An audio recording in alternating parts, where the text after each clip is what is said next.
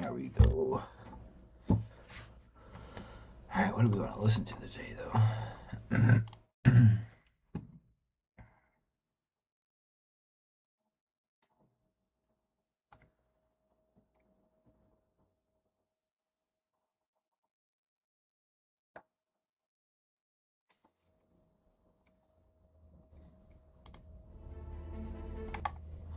So, I think it's safe to say that Starfleet Academy hasn't exactly been the resounding success that Paramount were hoping for.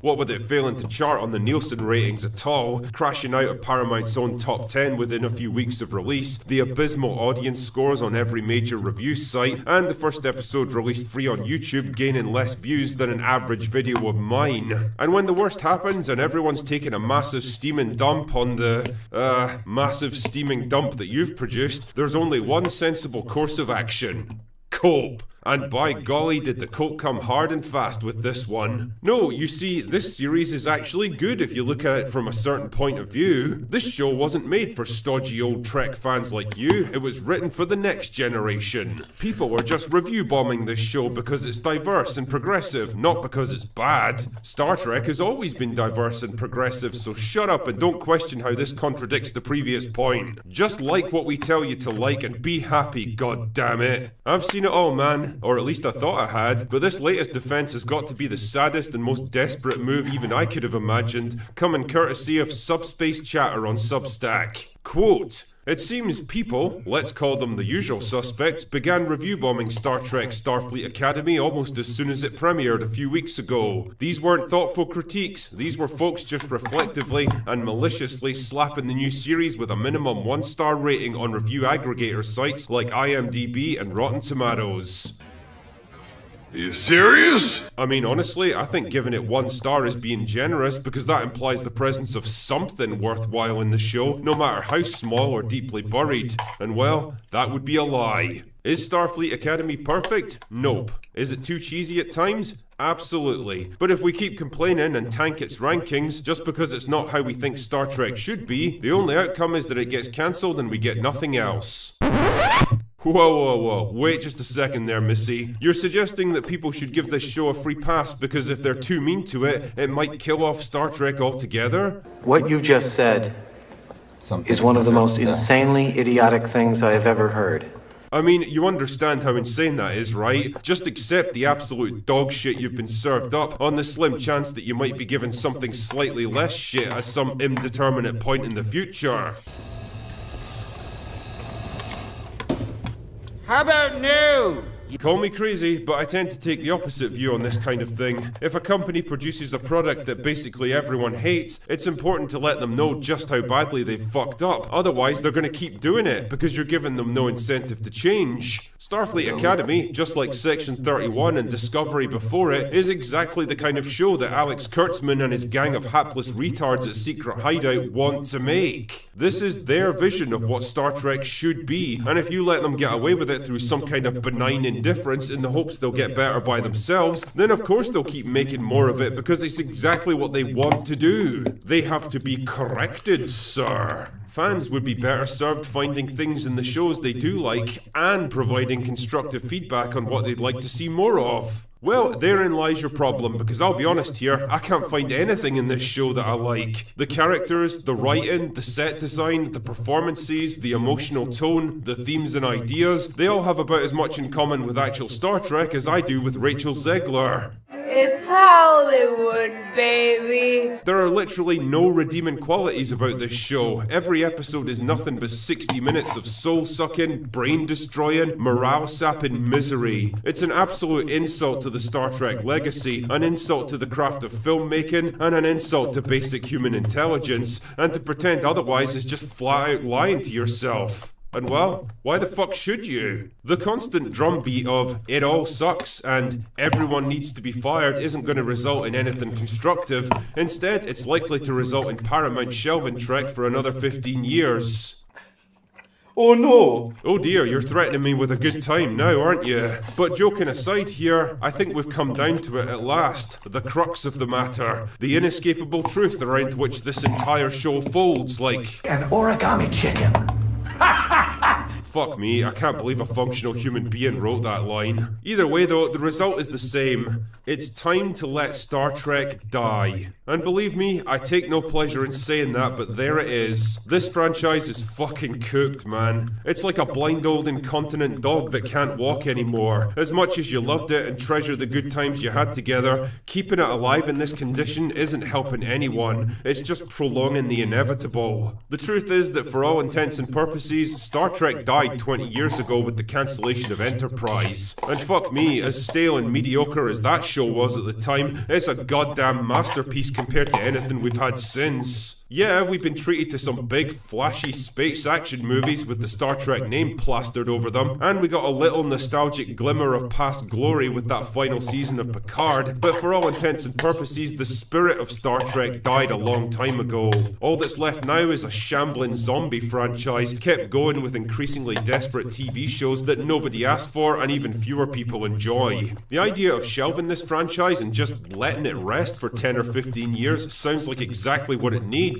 It needs a fucking break. It needs time for the wounds of Kurtzman Trek to heal. It needs time for the fandom to feel nostalgia for what once was, and anticipation for something new. And more importantly, it needs time for a new generation of writers and creatives to take the helm, because nothing in Star Trek is going to change unless you do something about the people making it. No matter how you try to spin it, the fact is that nothing good is being accomplished by Kurtzman and his team anymore. After almost a decade in control of this franchise, they haven't grown the fandom, they haven't elevated the Star Trek brand to greater cultural awareness, and from a purely business point of view, they haven't made a single fucking penny for Paramount. Nobody's buying Star Trek merch, or box sets, or taking out Paramount Plus subscriptions to watch Star Trek Discovery. It would be quicker to dump $100 million into a pile and just light the fucking thing on fire. At least that would look cool. Normally I take no pleasure in the idea of people losing their jobs, but in this case, I don't see any other solution here. The Secret Hideout guys have 100% brought this on themselves. Nobody forced them to make shitty Star Trek shows filled with lore-breaking characters and storylines. Nobody forced them to prioritize the message over good storytelling, and nobody forced them to lash out and criticize the very fans they needed to win over. They are entering into the finding out stage of the fuck around process, and they've got no one to blame but themselves. Star Trek in its current form needs to die, because it's doing nothing except tarnishing its own legacy by continuing to exist. Maybe someday it can come back stronger and better than before, but let's be honest, that time is a long way off. For now, I'd settle for it being left to rest in peace.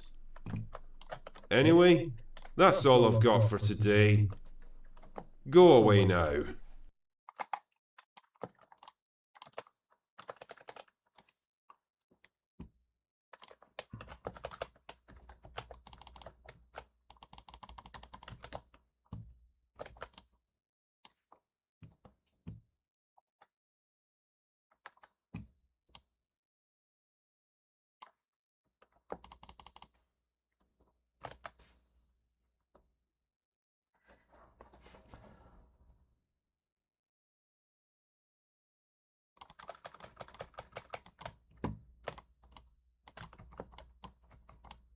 Whew.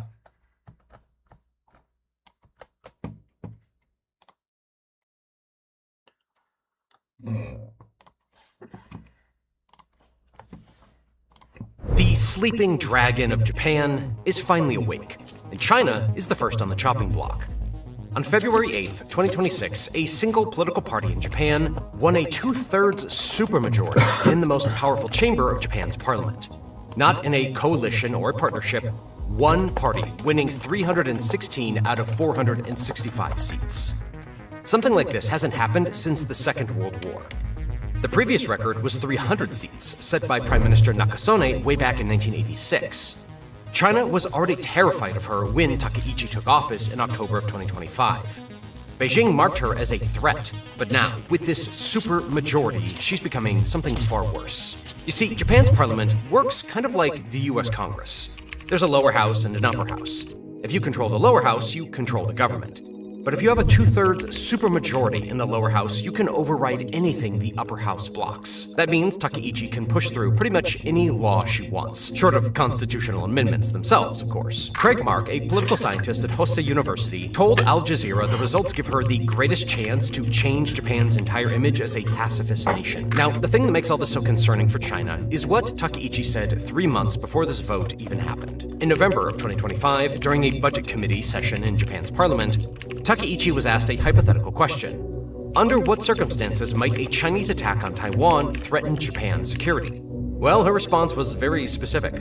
She called it a sonritsu kiki jitai, which translates to a survival-threatening situation. That phrase is extremely important, so keep it in mind for a few minutes. After Takaichi's statement, China basically lost it. Their immediate response was to issue their own short sentence. Xu Jian, the Chinese consul general in Osaka, shared a news article about Takaichi's remarks and added 7 words. The dirty neck that sticks itself in must be cut off. The neck he was referring to was the Prime Minister herself. Japan summoned the Chinese ambassador in protest. The post was later deleted, but China's foreign ministry refused to distance itself from it. Beijing demanded Takaichi retract her remarks, but she flat out refused. Even when asked in parliament whether she would walk them back, she declined again. From that moment on, both nations have been locked in a heated confrontation. And after the February election, it's only about to get worse. I know all this might not sound that serious to you, but to really understand the whole situation, you first need to understand what Japan did to Taiwan a century ago. On April 17th, 1895, representatives of the Qing dynasty and the Empire of Japan signed the Treaty of Shimonoseki, ending the First Sino-Japanese War. China had lost, badly, and the treaty required China to cede Taiwan and the Penghu Islands to Japan. Unlike Britain's 99-year lease on Hong Kong, this was in perpetuity, forever. Taiwan became Japan's first formal colony. And for the next 50 years, Japan ruled the island through armed suppression, economic extraction, and aggressive assimilation. The early years were brutal. Japanese forces launched major campaigns against local uprisings, killing thousands. In 1902, according to historical records, the colonial government staged a fake surrender ceremony, lured resistance fighters into an ambush, and then massacred more than 5,000 unarmed Taiwanese. Between 1896 and 1930, indigenous groups mounted more than 150 armed uprisings against Japanese rule. By the late 1930s, Japan shifted from suppression to forced assimilation. The colonial government launched the Kominka movement, a Japanization campaign designed to turn Taiwanese people into loyal subjects. Chinese-language newspapers were banned, and Taiwanese were pressured into worshipping at Shinto shrines. Parents were encouraged to give children Japanese names, with increased food rations as a reward. Schools taught exclusively in Japanese, and speaking local languages could bring punishment. The goal was to erase local identity entirely. Then came World War II. As Japan's military mobilized across Asia, Taiwan became a source of manpower. According to statistics from Japan's Ministry of Health, Labor, and Welfare, 207,183 Taiwanese served in the Japanese military between 1937 and 1945. More than 30,000 were killed or went missing. Of those dead, roughly 28,000 are now enshrined at the Yasukuni Shrine in Tokyo, the same shrine that honors Japan's war dead, including 14 Class A war criminals convicted at the Tokyo Tribunal.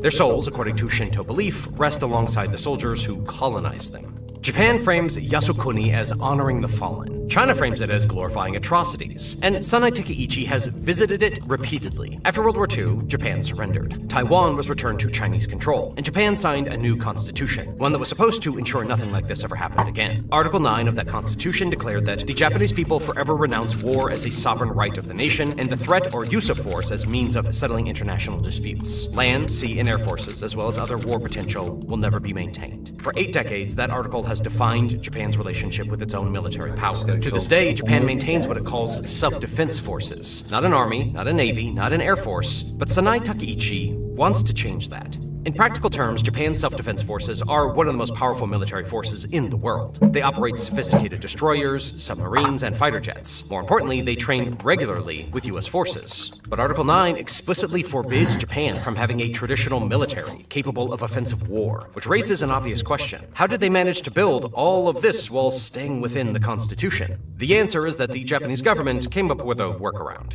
They argue that their self-defense forces aren't a real military at all. They're just there to protect Japan if someone attacks. And that's technically not the same as waging war. For decades, this legal fiction worked pretty well, allowing Japan to maintain a powerful military while staying true to the letter of the Constitution. But even with this arrangement, there were significant limits. Japan could only defend itself if directly attacked, which meant sitting on the sidelines while its allies fought wars around the world. It couldn't send troops overseas, couldn't provide military support to friendly nations under fire, couldn't use force anywhere beyond its own borders. These self-defense forces could protect Japanese territory, but the moment they stepped outside that narrow mission, they'd be violating the Constitution. That started to change under Shinzo Abe. In 2014, Abe's cabinet made a crucial move by reinterpreting Article 9 in a way that had never been done before. The following year, the Diet passed the Legislation for Peace and Security, which allowed Japan to exercise what's called collective self-defense. Under the new framework, if an ally, like the United States, came under attack in a way that posed an existential threat to Japan's survival, Japan could legally fight back alongside them. The key phrase here was survival-threatening situation, and everything hinged on how that phrase would be interpreted. The law laid out specific examples to clarify what might qualify: an attack on US vessels transporting Japanese nationals, an attack on American warships conducting missile surveillance near Japan, or a blockade cutting off Japan's energy supply. But Taiwan was never explicitly mentioned. No sitting prime minister had ever linked that legal trigger to Taiwan. Sure, Shinzo Abe had said something similar, but only after leaving office. His deputy, Tara Aso, made comparable remarks to local supporters, not in parliament. As Jeffrey Hall, a lecturer at Kanda University of International Studies, told Al Jazeera, "This has been the unofficial position of Japan and the unspoken position of Japan for many years. But prime ministers just don't say it out loud." Takeichi crossed that line. She said it as the sitting prime minister, on the record, in the most formal setting possible. You see, Sanai Takeichi is not a typical Japanese politician. In a country where political power gets passed down through family dynasties, she came out of nowhere near the establishment. Her father works for a car company. Her mother was a police officer. She rides motorbikes, plays the drums, and listens to heavy metal. She's Japan's first female prime minister, and she didn't get there by playing it safe. She got there by being the most unapologetically conservative voice in a party that's dominated Japanese politics for most of the post-war era. Takeichi is also a protege of the late Shinzo Abe, Japan's longest-serving prime minister, the man who rewrote Japan's security laws in 2015 and was the architect for the free and open Indo-Pacific strategy designed to counter China's growing influence. Abe was assassinated in 2022, but his political vision survived him, and Takeichi has made it clear she's picking up exactly where he left off. This is why China took her statement so seriously. Takeichi represents a direct challenge to what China considers its core interest, the eventual reunification of Taiwan. The Chinese Defense Ministry warned that if Japan dared to intervene militarily in the Taiwan Strait, it would suffer a crushing defeat. State media accused Takeichi of harboring nostalgia for Japan's colonial past. But this was just the beginning. Within days of Takeichi's remarks, China started waging economic warfare. First came the travel advisory. On November 14th, China's Ministry of Education warned students studying in Japan about a decline in Japan's security environment. Over 123,000 Chinese students study at Japanese universities, paying tuition, renting apartments, and supporting local economies across the country. The next day, the foreign ministry urged Chinese citizens to refrain from visiting Japan for the time being. Nearly 7.5 million Chinese tourists visited Japan in the first 9 months of 2025, making up about a fifth of all visitors. Multiple Chinese airlines immediately began offering refunds. According to a Beijing-based aviation analyst cited by Foreign Policy, around 500,000 trips were canceled. Then came the seafood. China had been gradually lifting a ban on Japanese seafood imports, originally imposed over Japan's Fukushima wastewater release. Just months earlier, Beijing had announced it would resume imports from most prefectures. More than 700 exporters had applied to re-register. On November 19th, China suspended all Japanese seafood imports effective immediately. Japanese films scheduled for release in China were suspended. A planning meeting of culture ministers from Japan, China, and South Korea was postponed. Then, on January 6, 2026, China's Ministry of Commerce banned the export of dual-use items to Japan for military end users. Things like machine tools, electronics, sensors, lasers, and aerospace components. This was the first time Beijing had targeted Japan with restrictions like that since 2010. On top of that, China imposed export controls on 7 categories of rare earth elements: samarium, gadolinium, terbium, dysprosium, lutetium, scandium, and yttrium. These are materials that go into everything, from electric vehicle motors to the guidance systems in advanced fighter jets. Japan can't easily get them anywhere else. Immediately after this restriction, shares in major Japanese companies dropped. And then there's the pandas. Tokyo had been negotiating with China to extend the panda's stay at Ueno Zoo, or secure replacements. But instead, China announced that Xiao Xiao and Lei Lei would return home a month ahead of schedule. Economists estimated the absence would cost the Ueno Zoo area roughly $128 million per year in lost tourism and merchandise. Pulling those pandas was nothing short of recalling an ambassador. But instead of backing down, Takeichi doubled down. She called a snap election. On January 19, 2026, Takeichi announced she would dissolve parliament and call a general election for February 8th. It was a massive gamble. She'd been prime minister for less than 4 months. Her party had been hemorrhaging support for years. But Takeichi had something her predecessors didn't have: genuine popularity. Since taking office, she had enjoyed sky-high approval ratings. She's cultivated a savvy social media presence. Young voters, typically disengaged from Japanese politics, were suddenly paying attention. In fact, just days before the election, she received an endorsement from Donald Trump. And on February 8th, Japanese voters delivered their verdict. The Liberal Democratic Party won 316 seats out of 465 in the lower house. With its coalition partner, the Japanese Innovation Party, the ruling bloc now controls 352 seats, more than 3/4 of the chamber. Takeichi's government can override any vote in the upper house. It can propose amendments to the constitution, something that has never happened in Japan's post-war history. Now, before we go into whether Takeichi can actually change the constitution, let me explain the Japanese military situation, the part that matters most for China. On December 26, 2025, Japan's cabinet approved a record defense budget of 9.04 trillion yen, about $58 billion for the fiscal year of 2026. According to the Associated Press, that's a 9.4% jump from the previous year, and the 12th consecutive record-breaking defense budget. Under Japan's current 5-year defense program, the country is on track to become the world's 3rd largest defense spender, behind only the US and China. And Takeichi's government pledged to hit the 2% of GDP target by March, 2 full years ahead of the original schedule. That 2% figure is significant because it's the NATO standard, the benchmark that the United States has been pushing its allies to meet for years. For Japan to reach it ahead of schedule signals just how seriously Takeichi's government is taking the threat from China, and how dramatically the country's entire security posture has shifted in less than a generation. But where's all that money going? Well, in January of 2024, Japan signaled a $2.35 billion deal for 400 Tomahawk cruise missiles, 200 Block 4 and 200 Block 5 variants. These missiles can strike targets 1,600 kilometers away, roughly 1,000 miles, launched from warships at sea. Japan is arming 8 Aegis-class guided missile destroyers with them, and the destroyer JS Chokai is being modified for Tomahawk capability right now, with completion expected in March of 2026. Think about what this represents. After World War II, it was the US that essentially wrote Japan's constitution, specifically Article 9, to prevent Japan from ever threatening its neighbors again. This is the first time since 1945 that Japan has acquired a long-range offensive strike capability, and it came from the US. The country that forced pacifism onto Japan is now selling it weapons to prepare for war with China. The irony writes itself. The defense budget also allocates $6.2 billion for what Japan's government calls standoff missile capability. Weapons that can hit targets from a safe distance without pulling Japanese forces into immediate danger. That includes $1.13 billion for domestically developed Type 12 surface-to-ship missiles. These missiles started with a range of about 200 kilometers when they were first developed, designed simply to protect Japanese coastal waters. They've since been upgraded to roughly 1,000 kilometers. Japan is also developing ground-launched, ship-launched, and air-launched versions, giving them flexibility to strike from multiple platforms. The ground launch variant is already deploying in missile regiments on Kyushu, Japan's southernmost main island. Japan is also spending over $1 billion to co-develop a next-generation stealth fighter jet with Britain and Italy, under a program called GCAP, targeted for 2035, with AI-operated drone wingmen flying alongside it. And Australia just selected Japan's Mitsubishi Heavy Industries to build upgraded frigates. the first time Japan has exported warship technology since World War II, breaking yet another post-war taboo. Then there's SHIELD. No, not the Marvel SHIELD. According to Naval News, the budget includes $640 million for new, multi-layered coastal defense systems built around unmanned air, surface, and underwater systems. Essentially, an integrated network of drones that can detect, track, and potentially engage threats approaching Japanese coastlines. And this perimeter isn't going up around Tokyo or Osaka.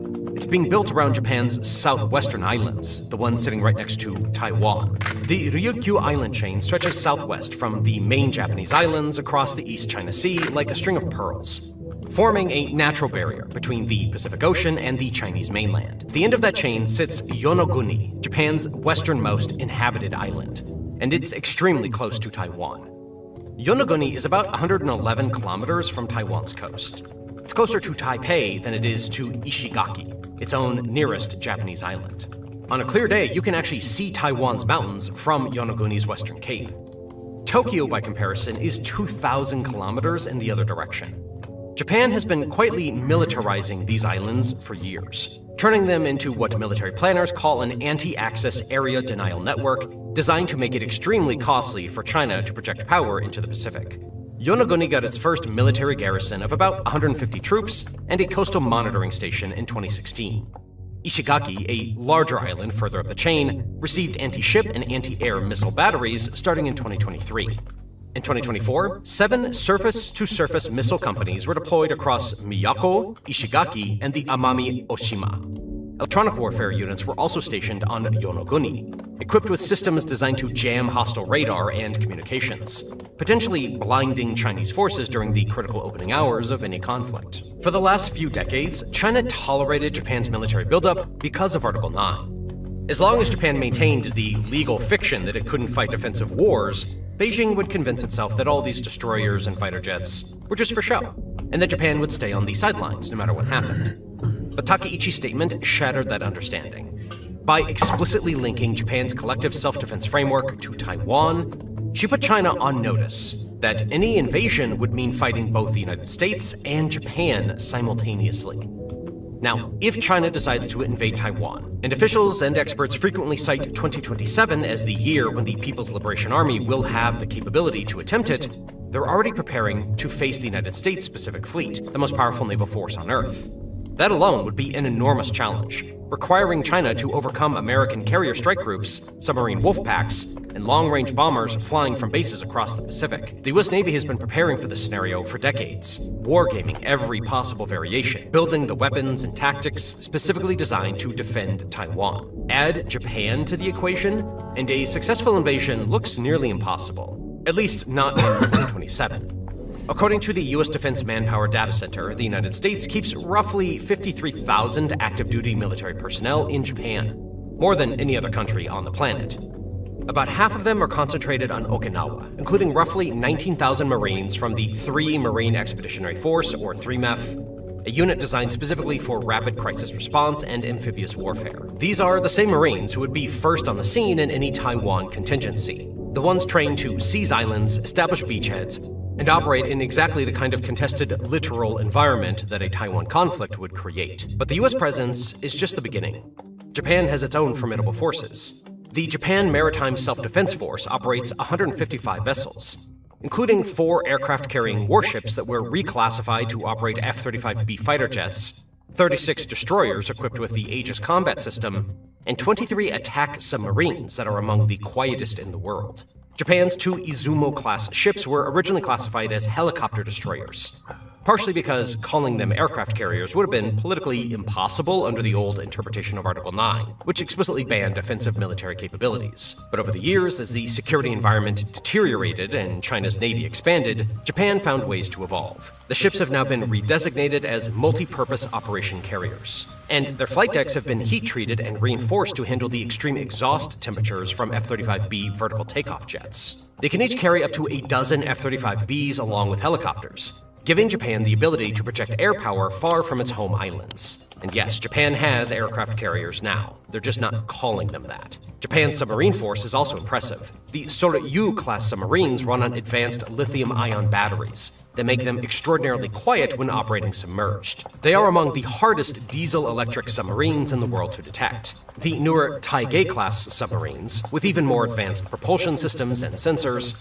are entering service now, further expanding Japan's undersea advantage. By total fleet tonnage, Japan has the 6th largest navy on the planet. And unlike many navies that size, nearly every vessel is modern, well-maintained, and crewed by highly trained professionals. Now, imagine the kind of resistance China would face in a Taiwan scenario, with Japan fully involved. The distance from Okinawa to Taiwan is roughly 630 kilometers. About the same distance the Allied invasion fleet had to cross on D-Day from England to Normandy, and its operation required years of planning, total air and naval superiority, and still resulted in massive casualties on the beaches. But China's challenge would be far worse. Unlike the English Channel, which is just open water, Japan's Ryukyu island chain forms a natural barrier, a series of unsinkable aircraft carriers with radar stations, missile batteries, and air bases that any Chinese naval force would either have to punch through or go around. Clearly, Japan is already playing a major role in keeping China in check, and the implications of a constitutional amendment to Article 9 would be enormous. But getting there is far from simple. Revising Article 9 requires a 2/3 majority in both houses of parliament, and that's where Takeichi's path gets complicated. First, a proposed amendment must be approved by 2/3 majority in both houses of parliament. We've talked about that. Takeichi has the lower votes in the House, but not the upper house, which means she's stuck at step 1. Even if she waits until after the 2028 elections and manages to win enough seats then, she'll still need opposition parties to cooperate, and many of them are deeply opposed to revising Article 9. The Democratic Party for the People, which helped her form the government, supports constitutional revision in principle, but is cautious about the specifics. The Constitutional Democratic Party, the main opposition, is firmly against it. What Takeichi can do right now is everything short of formal constitutional revision. The second step only kicks in once both houses pass the amendment with a supermajority.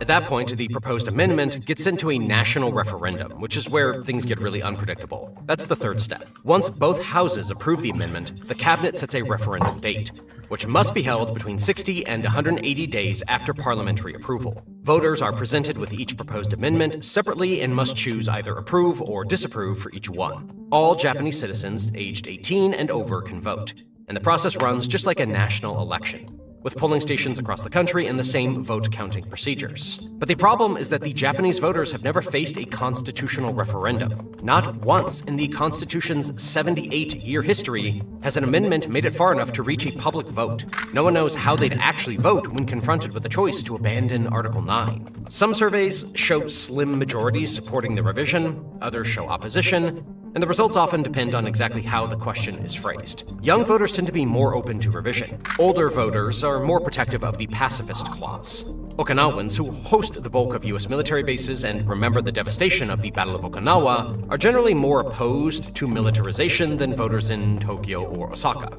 And then there's the money problem, and it's kind of a big one. Japan's government debt already exceeds 200% of GDP, the highest ratio in the developed world by a significant margin.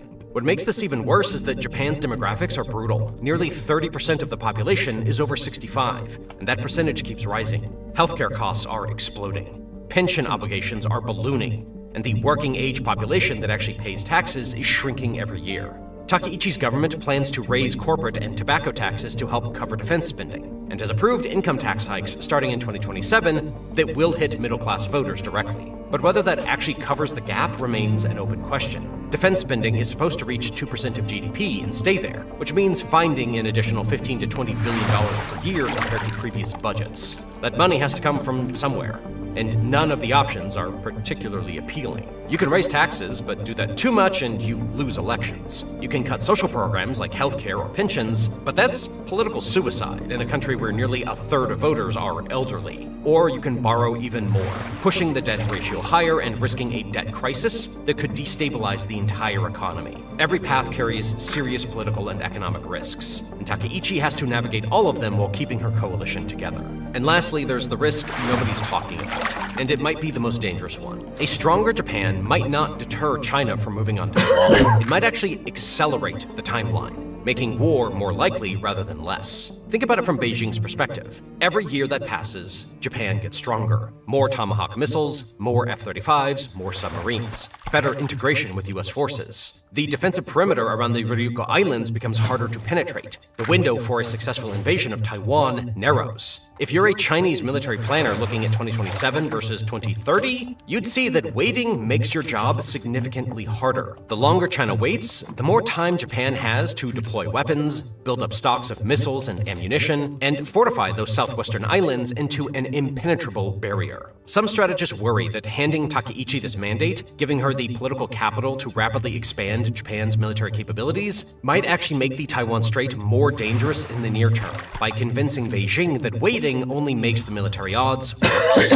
If China believes the window is closing, they might decide to act sooner rather than later, perhaps even before Japan's military buildup is finished. And the signs are already there. In the final days of 2025, the People's Liberation Army completed massive military exercises codenamed Justice Mission 2025 that simulated the seizure and blockade of Taiwan. In November, China's state-affiliated Global Times published an editorial questioning Japan's sovereignty over the Ryukyu Islands, the very island chain where Japan is building its defensive perimeter. The piece argued that Japan's claim to Okinawa and the surrounding islands was historically dubious, that the Ryukyu Kingdom had been an independent state with tributary ties to China before Japan annexed it in the 1870s. The Global Times is a CCP-controlled outlet, so it doesn't publish opinion pieces like this by accident. Every word is vetted, every argument approved. Questioning Japan's sovereignty over Okinawa and the entire southwestern island chain is a direct message to Tokyo. If Japan wants to play the Taiwan card and declare it will defend the island, China can play the Okinawa card and suggest that Japan itself is occupying territory that doesn't belong to it. So where does this all leave us? China says one election won't change its policy, but Beijing has already recalled its pandas, banned Japanese seafood, canceled flights, restricted rare earth exports, imposed dual-use technology bans, and declared dialogue unacceptable. That's a lot of policy for a country claiming nothing has changed. On Japan's side, Takaichi has confirmed plans to revise Japan's national defense strategy by December of 2026, updating it to reflect the new security environment and likely expanding the scenarios under which Japan would use force. In March, she'll visit Donald Trump at the White House, a trip he publicly announced before votes were even counted in Japan's election, signaling just how eager Washington is to work with her. In April, Trump is scheduled to visit Xi Jinping in Beijing for what will be one of the most closely watched diplomatic meetings in years. That three-way cycle, Tokyo, Washington, Beijing, is about to test a diplomatic triangle that hasn't been tested since the Cold War.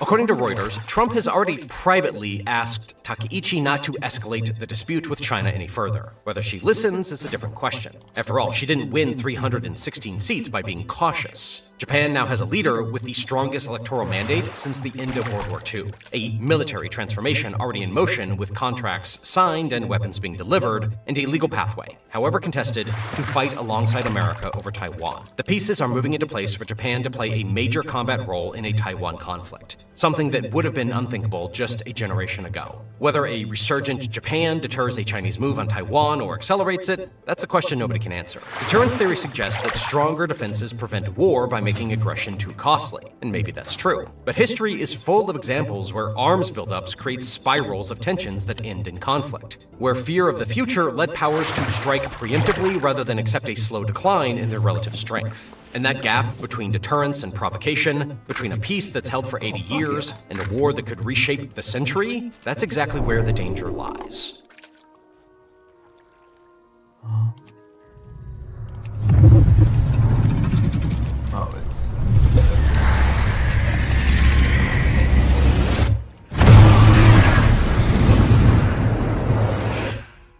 Welcome back, everyone. It's Charlie. Right as we're about to get the finale for the tourney at Ashford during Night of the Seven Kingdoms, HBO and George R. R. Martin just announced they're doing the next Game of Thrones. Russia's facing a banking problem so severe that the whole country is on the brink of a financial meltdown. Recently, one of Russia's untouchable top banks publicly revealed that it has suffered massive losses. The result? A massive erosion and a disappearing act for the savings and paychecks of ordinary Russians. What makes this crisis alarming is its rapid spread. This dilemma is not isolated to just one bank. No. It is having a chain reaction that has now secretly forced the Kremlin to the table in a bid to stop the chaos. insiders now admit the crisis is systemic and could crush Russia's entire economic system. Yet the official Kremlin narrative insists that nothing is wrong. And I assure you, you won't be thinking that when we go through this bombshell of shocking dominoes threatening Russia's financial system. So, how did Russia end up in such a desperate place? And what is really going on? Let's start with the one loud warning signal that has exposed this crippled economy. That signal came from the Credit Bank of Moscow, known as MKB. This isn't a small local bank. It is the 7th largest bank in Russia, holding approximately 700 billion rubles, about $9 billion worth in deposits. Because of its scope and size, ordinary people believed their savings were secure. After all, MKB finances major companies and supports households while sitting at the center of the country's financial system. But now that same institution has started flashing warning signs. Those warning signs began flashing at the end of 2025. In the fourth quarter alone, MKB reported a net loss of 9 billion rubles. Of that, 8.2 billion rubles disappeared in December. Although the bank managed a modest profit for the full year, it shrank by a third to just 21.1 billion rubles. This admission is bigger than most people realize, because Russian banks rarely admit to losing money publicly. Instead, they often hide problems through clever accounting or government assistance. So, for MKB to report a quarterly loss simply means that the pressure has grown too strong to conceal. This pressure stems from bad loans. From January to September of 2025, MKB's overdue loans skyrocketed by 700%. They reached 668 billion rubles, nearly a third of the bank's entire loan portfolio. For context, banks usually keep overdue loans below 5%, and anything over 15% is considered dangerous. The 28% that MKB has, however, indicates a full-blown crisis. Though MKB is the first of Russia's top 10 banks to publicly admit losses, the same pattern is playing out across the entire country.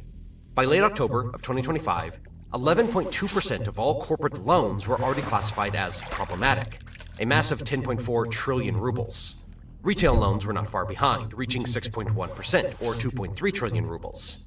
Put simply, 1 in 4 companies with a bank loan has already missed at least one payment. The damage is spread across nearly every major sector of the economy. Construction firms are struggling. Transport companies are falling behind. Manufacturing, metals, and defense factories are also under pressure. Even oil and gas, long seen as untouchable because of their close ties to the state, are now contributing to the pile of bad debt. Industries once viewed as safe and protected are no longer reliable borrowers. And that shift is sending shockwaves through the entire banking system. A major reason for this collapse links directly to the war with Ukraine. After the invasion in 2022, banks were pressured to lend to military-related companies. The goal was to keep factories running and supplies moving. Putin and his government wanted to multitask the war with economic growth, but, well, reality hit fast. Before they knew it, sanctions had cut off foreign parts, closed export markets, and broken supply chains. Then, government payments began arriving weeks or even months late. Soaring interest rates soon consumed nearly 40% of company profits. This is more than 3 times the level from 2 years earlier. As a result, corporate debt continued to grow. By late 2025, total borrowings hit a record 99.3 trillion rubles. Shrinking profits meant only about 70% of companies were still profitable. To put this into perspective, this is the lowest share since the worst months of COVID. Without relief in the form of lower rates or faster government payments, defaults are guaranteed to spread. And when that happens, you won't even need me to tell you that the whole system will collapse. Adding fuel to the fire, the central bank under Governor Elvira Nabiullina has kept pressure high with punishing interest rates. Earlier in 2025, the key rate was pushed up to 21% to contain inflation, driven by war spending and supply shocks. Even after recent cuts, it still sits at around 16%, and officials have signaled little urgency to ease much further. The priority is clear: stop prices from running away, even if growth takes a hit. But that choice is bleeding into the banking system. Borrowers are buckling under the weight of debt. Companies are already dealing with delayed state payments, and broken supply chains now spend 40% or more of their profits just servicing loans, up sharply from a few years ago. What makes the rate hikes sting even worse is that over 55% of corporate loans are floating rate, resettling automatically with every central bank move. When rates climb, debt costs jump instantly. turning manageable payments into killers that wipe out profits and force defaults. Banks end up with a growing pile of sour loans they can't escape, as companies in key sectors like manufacturing and defense scramble to refinance or fold. This mechanic amplifies the crisis, pushing the companies towards a credit freeze where growth halts and jobs vanish, all while the war demands more cash that just isn't there. Nabiuliana has acknowledged the strain while insisting the sector remains stable and profitable for now. Her caution is rooted in history. Russia knows how quickly inflation can spiral out of control, but holding rates this high for too long risks triggering a deeper credit crunch. Factories slow, military suppliers scramble for cash, and households watch mortgages and car loans disappear. If defaults accelerate, the state will be forced into larger bailouts, draining reserves and weakening the war effort itself. It is a stark trade-off. Contain inflation today, or risk a banking fracture tomorrow that could undermine Putin's control from within. Behind the stubborn inflation keeping rates high sits a workforce in free fall. Births dropped to just 1.2 million in 2024, while deaths hit 1.8 million, leaving a shrinking population battered by an aging society.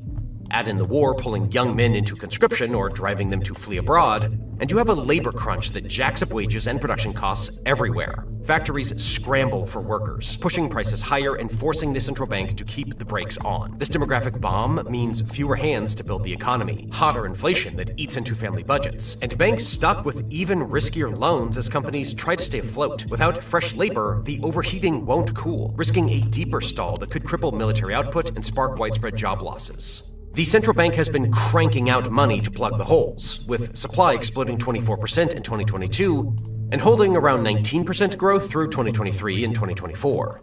This printing spree funds war deficits without enough goods to match, thanks to sanctions locking out imports. The flood of rubles chases fewer products, driving inflation that hits families hard and makes every loan riskier for banks. As prices climb, companies default more, and the whole system edges closer to a breaking point where bailouts become inevitable, but only fuel the fire further. It is a short-term fix that could lead to long-term chaos, weakening the war machine and testing how much pain ordinary Russians can take before unrest boils over. But even as it is, banks themselves are already stretched thin. They are holding only about 19 trillion rubles in liquid cash, while customers have deposited 57 trillion. You see the problem, right? If a wave of customers panics and withdraws their money, liquidity could vanish almost instantly. This could lead to disaster. Most deposits are tied up in long-term loans that cannot quickly be converted into cash. Moreover, requests for payment delays nearly doubled in 2024 compared to the previous year. That means people's money is unavailable, and nobody knows when or if it will be repaid. Smaller regional banks are feeling this pressure first and the hardest. They serve local shops, small factories, and families far from Moscow. These banks depend on larger institutions like MKB for stability. When top banks wobble, the shockwaves hit the regions immediately. Many of these banks were already weakened by sanctions and the rising costs from the war. Now, lending feels like walking a tightrope. Too much lending risks collapse, while too little slows the local economy to a crawl. Exposure to sectors like real estate and construction, where spending has stalled, adds further risk. In some of these regions, rumors of insolvency are beginning to spread. Once fear takes hold, that trust erodes quickly. Trust is the real weak point. Bank runs rarely start solely because of hard facts. They start because fear is contagious. Once people believe that their hard-earned money is at risk, a liquidity squeeze can escalate into a full crisis overnight. The Kremlin knows this and is desperate to prevent it while projecting calm and control. The Center for Macroeconomic Analysis and Short-Term Forecasting warns that a banking crisis is already underway, even if it is mostly hidden. Right now, banks are restructuring bad loans to avoid labeling them as losses, all while state control maintains appearances. In 2025 alone, state-owned banks received 1.02 trillion rubles from the National Welfare Fund as an emergency capital injection. This indicates just how dire the situation is. The National Wealth Fund, once a hefty safety net with over $113 billion in liquid assets before the war, has shrunk dramatically to around $55 billion as of early 2026. With war costs sucking up billions monthly and oil prices low, analysts warn this fund risks running dry within a year or so, leaving little cushion for more bailouts or shocks. After all, banking profits fell by roughly 300 billion rubles compared to the previous year, as a result of mounting loan problems. Some analysts now caution that if trends continue unchecked, the system could face a complete breakdown as early as the second half of 2026. Bloomberg reports warn that at least 3 major banks could need fresh capital in the next year, with giants like Sberbank, VTB, and Gazprombank on the watch list as systemic players. Sberbank, in particular, is battling outflows that have it on the ropes, a sign the hidden cracks are widening. If these heavyweights stumble, the state will have to step in with bailouts. But with reserves thinning, that means more printing or cuts elsewhere. The fallout hits hard. Slower lending starves businesses. Military factories grind slower. And families face frozen accounts or lost savings. The kind of domino effects that could shatter public calm and challenge Putin's hold. The fallout will not remain confined to bank boardrooms. If lending is restricted to protect banks, companies will run out of working cash. This will lead to factory slowdowns, lagging military production, and thinning supply lines. All of these directly weaken the war effort. At home, families will have to face a million problems as the economic pressure builds and spreads. This could potentially lead to massive public unrest. This discussion is no longer just a collection of worrying statistics. The losses at MKB mark the first visible fracture in a financial system that Moscow once deemed unbreakable and sanctions-proof. The strain increases with each passing month, and the old tricks for patching things up may soon run out of steam.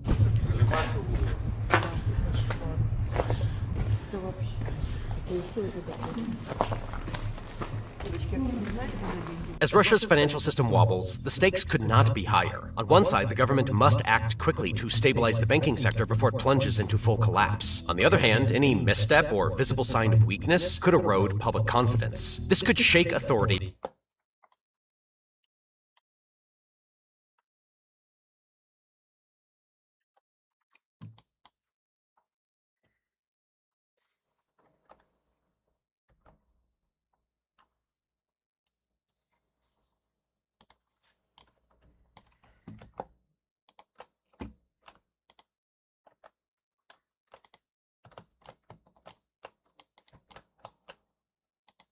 Alright.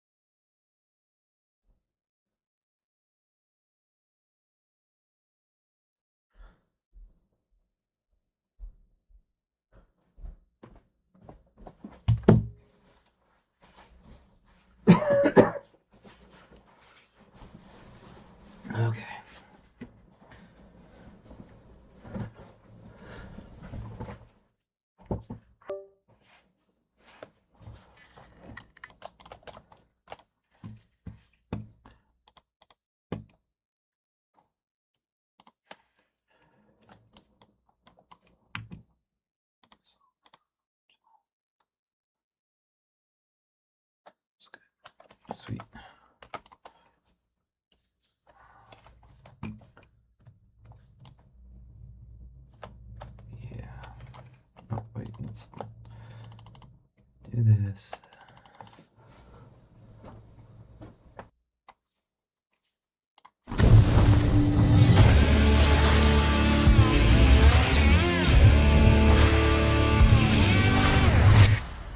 Ooh, yeah. What's going on, ladies and gentlemen? Welcome back to The Fringe. Alberta is dealing with a massive problem right now when it comes to interference, when it comes to aggression. I wanted to put this video to kind of highlight how important it is for people to stay safe. The shenanigans that are ongoing with Alberta's petition for a referendum is piling up. We've talked about this before on the channel. We've talked about what people are putting up with, but it's actually gone up a level as Mitch Sylvester from Stay Free Alberta has received death threats from these wackos. I think it's time that we highlight that here on the channel, just how crazy things are getting for people. Now is the time to get out and sign that petition if you haven't.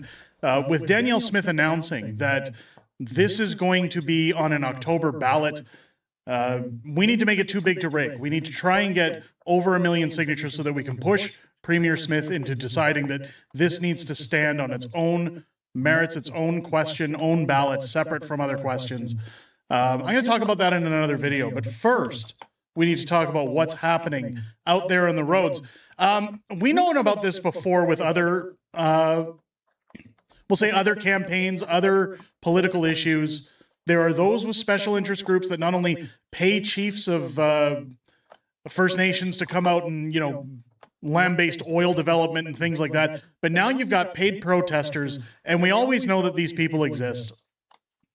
Igor Reitzlev, we've talked about him on the channel before, puts out this video last week, breaking Canada's officially importing corruption tactics that he saw back home in Ukraine. We have evidence of paid protesters, $50 a shift, being hired to fake democracy. In Ukraine, we called these people titushki, hired thugs that brought in to fight government so could just justify cracking down and using emergency powers. Does it sound familiar? This is exactly how they justify freezing bank accounts and using the Emergencies Act. We've talked about this when we had the flag waiver at the Freedom Convoy, who had the flag with the bad guys from WW2. Prime Minister Justin Trudeau's personal photographer just so conveniently nearby when that guy came out. He goes on to say they are faking the protests to crush the real patriots. We need Alberta independence now more than ever. Danielle Smith is right. Ottawa is robbing us blind. Take a look at what we're going to kind of do some inception here, a video within a video within a video. Take a look at the proof of hired activism in Alberta. Major breaking news. Paid protesters is a real thing in Canada. And get this, I just spoke to a recruiter. Check this out. Hey, just curious. I just saw your ad, and I'm just wondering, how does this work? Okay, so how it works is we'll message you and tell you what time to be there, and we'll get your info and your free transfer and stuff like that, and you just meet us on location. Okay, do you guys provide travel? Can somebody come and pick me up, or do I have to meet you guys at a location? How does that work? Yeah, then we'll message you a location and you just meet us there. Okay, and then basically what do you need from me? My email address to send me an e-transfer? Yeah, exactly, yeah. And just roughly, what does it cost? How much do you guys, how much are you willing to give me?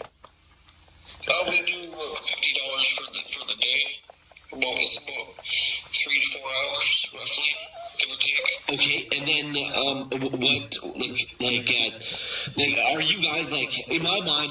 I keep on thinking that you guys are a protest group, right? That you guys basically you guys hire protesters, but what do you guys really do? Do you guys stage events? For example, somebody's opening up a restaurant and you need a lineup of people showing up outside, or is this actually we go there to protest against a certain cause? Yeah, exactly. Basically, we just need the extra bodies there for a protest type scenario.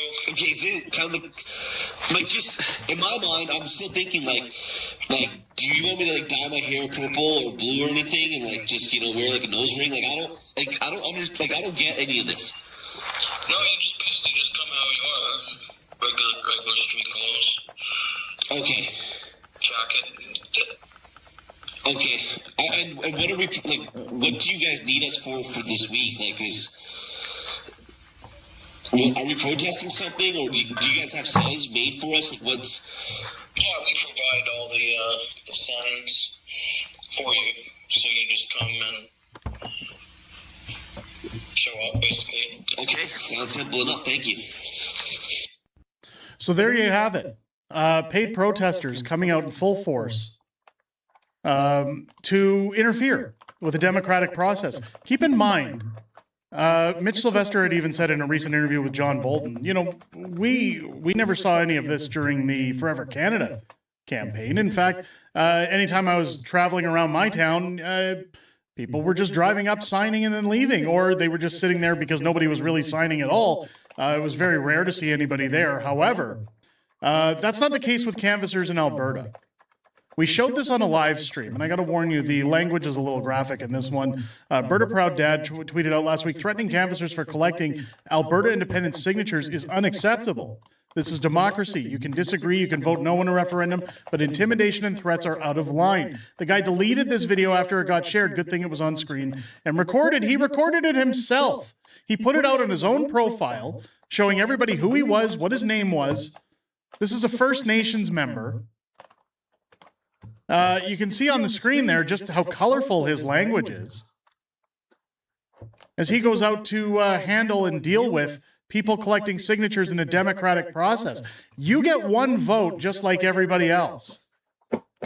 This is where I have the problem with what's going on, is that there's so many people on this side of the spectrum, we'll say, that always say, it's never going to happen, you're never going to get the votes, you're never going to vote to leave. Then let us do it. Just let us get it over with.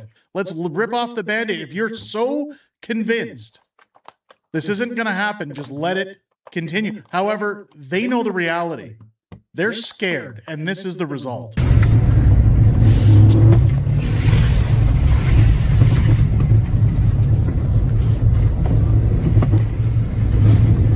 You better get the fuck out of here. Fuck you. You better not fucking cheer for Canada, you motherfucker. You better get the fuck on. Don't ever fucking try to break the war country. Yep. Immediately removed it off of Facebook as soon as it was shared. This is Alberta now. Bunch of wackos running around thinking they can tell people what to do. You've even got interference when it comes to collecting signatures in general from publications. I saw this last weekend. I went out last weekend, last Saturday, to St. Albert to check in on the signatures, to see how everybody was doing, if it was busy, if the lines had died down, because a lot of people are posting online, hey, we're not seeing those big lines anymore. We're not seeing those lines of thousands of people. It sounds to me like the movement is dying. That's not the case. We've got thousands of volunteers now all over the province. When the lineups were occurring, we only had a handful of volunteers to collect signatures. People didn't have their credentials from Elections Alberta yet. We have over 7,500 volunteers across the province now collecting signatures. It's a very simple process. In fact, when I spoke with people at the St. Albert location last Saturday, they told me it's been steady. People just come in, they sign, they leave, it's done. It's very quick. There's no waits, there's no lineups. So for anybody who hasn't signed yet because they said, I didn't want to deal with the lineups, now's your time. Now's your chance to go in and do it. We went to sign for Alberta Independence today, last Saturday, in St. Albert, at the St. Albert Inn from 9 a.m. to 10 p.m. Our local paper, St. Albert Gazette, purposely printed the wrong date. We were in and out, no lineups. So again, the publication says, oh, it was just an error. Do we believe that? These days, when you see the behavior of people, I really don't know. I really don't know. The big problem is we highlighted this on stream. Mike Freedom Honey, by the way, join us on The Forge on Mondays with Mike. Great show that we've got all about Alberta independence. Somebody posted this in a Facebook group on Never 51. I'm past the let's debate Alberta separatists in a peaceful way and hope they come to their senses stage, and am now at the let's burn this treasonous fascist movement to the ground by whatever means necessary until it's a pile of ashes and bones stage. Who's with me? And you can see the comments. I'm in. I hear you very loud and clear. Yes, the leaders of this movement would have been hanged a few years ago. Albertans think it's going to be a tea party where Canada hands them the keys to the family home while they hold Canadians hostage in that home. Once you start a war, you never know what you're going to get. It's not pretty. No problem. Let's go. If you don't like it, move away, preferably the United States. I think that's where I am too. This is disgusting behavior from human beings. And part of the problem, folks, the very large portion of the problem, is that these are people hiding behind monitors. These are keyboard warriors. They're trolls. They're people that actually don't show up. In fact, events, when they heard about protesters, you saw the live stream when we did the Stay Free Alberta rally at the Big Four in Calgary back in January. They pulled a fire alarm. That's how they think they're getting, we pulled the fire alarm. Tee-hee, we're so rebellious. But you hear this speech online, and then you see this video that we showed earlier. It makes you wonder if things are getting ramped up. Well, I have bad news. It is getting ramped up. I want to highlight this video from John Bolton. You guys should go watch the entire video interview with him and Mitch Sylvester. A lot of good things get highlighted. I don't want to go through them because I don't want to take away from John. He does a great job on his channel. So shout out to John Bolton. Just about to hit 50,000 subscribers, by the way. If you guys haven't subscribed to John yet, you should. Especially if you want information on Alberta independence as well. Another like-minded Albertan. Mitch Sylvester was threatened this week. Now, Mitch Sylvester owns a sporting goods store. Oh. He's the CEO of Stay Free Alberta. And he's helping Alberta get its independence. Take a listen to what happened in his store. Now, another thing I wanted to talk to you about quickly is we're seeing increasing aggressive behavior by people who disagree with us. Any advice for people out there on the front lines trying to collect signatures and things like that? Yeah, take pictures of these people. Take their license plates. I had somebody come and drop a bullet off on the desk at my store and say this is for Mitch. We're actively going to charge that gentleman with two charges of assault on the two girls behind the counter. For terrifying them and, uttering death threats. And he's basically running away from the police right now. But we are going to find him and actually charge him. And anybody that thinks that they can intimidate people that are going to interfere in elections in the Alberta process, we're going to prosecute. Mm-hmm. So, you know what?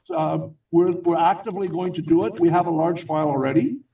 And we're taking every single one of them very seriously because, John, we never did that to them. No. We let people sign. Yeah. Yeah, we're all about making your own mind up. And you know what? This is a democracy and you're entitled to your opinion and good on you. If you want to stand out there and collect signatures for a referendum, that's perfect. That's part of our system, part of our democracy. And you know what?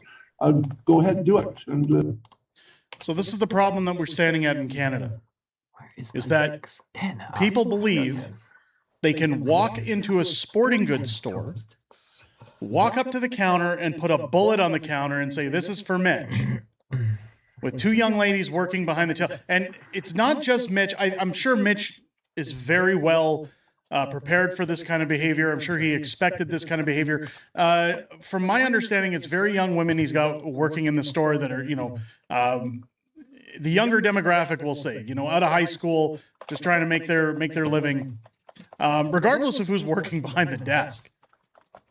To feel that now your safety is being threatened when you go to work, that some lunatic could come in there looking for your boss to end the lives of people after the tragedies we've seen across this country and the United States over the last few weeks, which, again, we can't discuss on this channel because we get banned or shadow banned into existence or non-existence.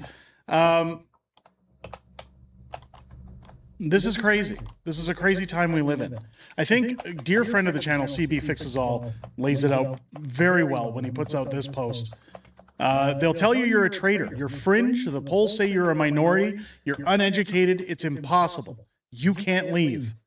But they won't tell you one good reason why Alberta should stay. And this is where we have to make sure we're still exercising our democratic right. It is a democracy we live in. We do live in a democracy.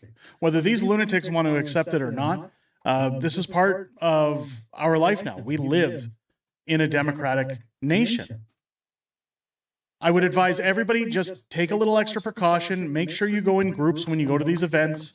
Again, I will petition that Stay Free Alberta has mentioned that if you do not feel safe going to any of these events or signing locations, if you don't want people to accidentally or purposely, I should say, take pictures of your license plate or dox you. I don't see it happening anytime I'm visiting these locations, but I can understand people's fears.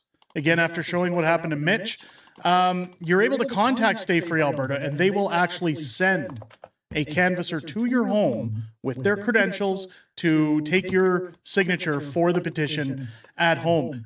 Simply head over to stayfreealberta.com, contact them personally, and let them know, hey, I can't make it to a signing location, or I'm not feeling up to being at a signing location, I'm worried for my safety, and they'll send somebody to your home.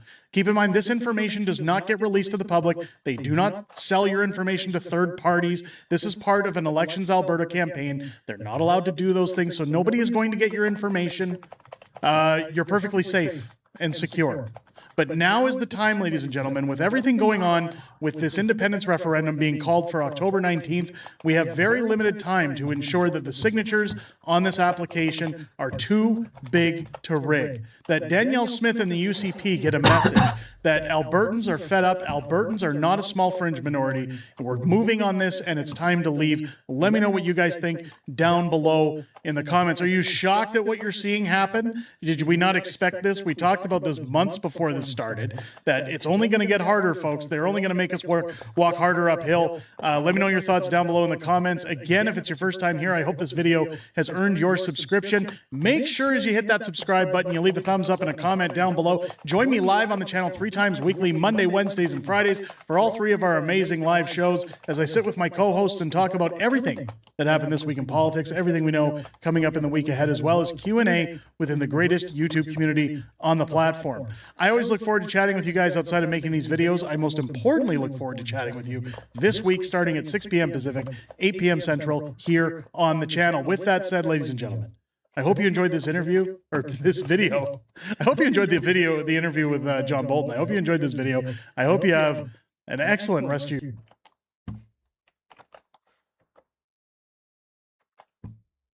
Trump was almost assassinated again. What the fuck? An armed man was shot dead after breaching the secure perimeter at Mar-a-Lago, and what appears to be another failed assassination attempt on President Donald Trump.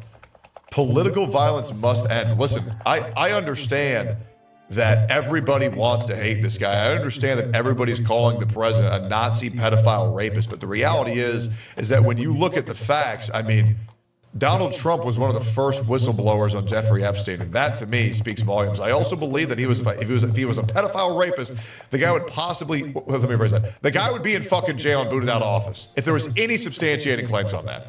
So we really got to chill with calling every single person we disagree with a fucking pedophile rapist Nazi.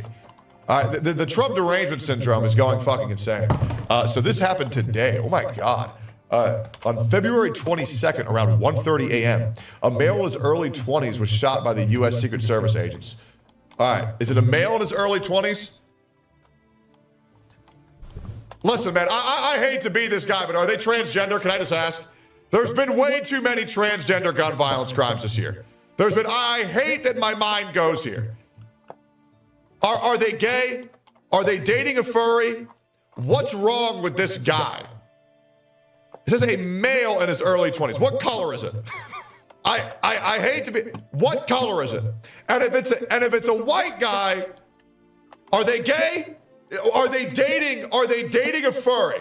There's got to be something wrong with this guy. We'll figure this out. I want to see an image of this man. What the fuck's wrong with him? Who do they follow on Twitch? Who do they follow on YouTube?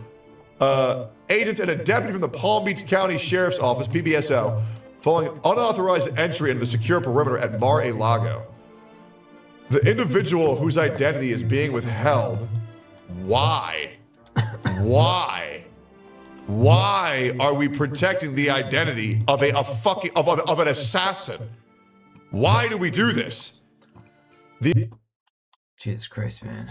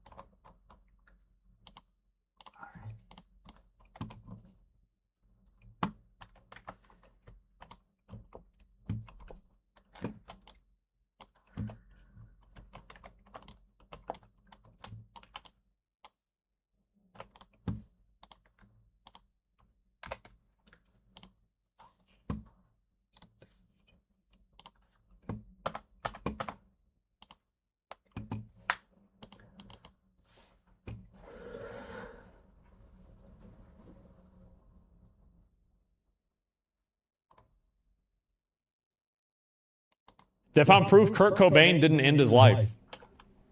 What the fuck? Like, Nirvana's like one of my favorite bands, so like it's kind of substantial. 30 years ago, Kurt Cobain's passing was ruled to be self-inflicted, but now forensic experts are saying, hey, this might have all been staged. More than 3 decades after his death shocked the music world, questions are once again swirling around the final hours of Kurt Cobain. Nirvana's lead singer was found dead April 5th, 1994, inside of a greenhouse above his Seattle garage. Seattle police, they closed the case after the King County medical examiner ruled it suicide, citing a self-inflicted gunshot wound. Shotgun wound, to be even more specific.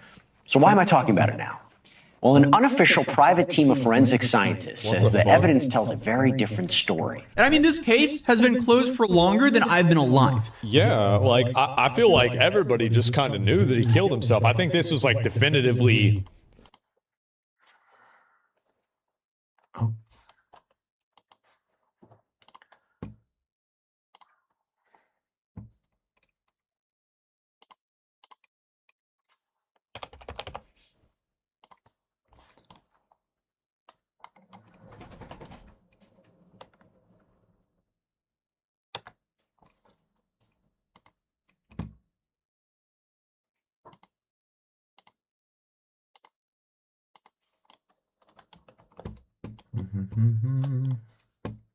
Oh, hell yeah.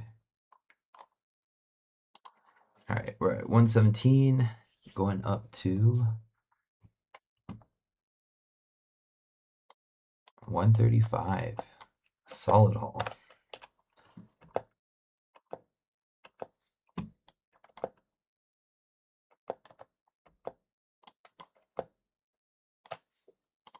Alright.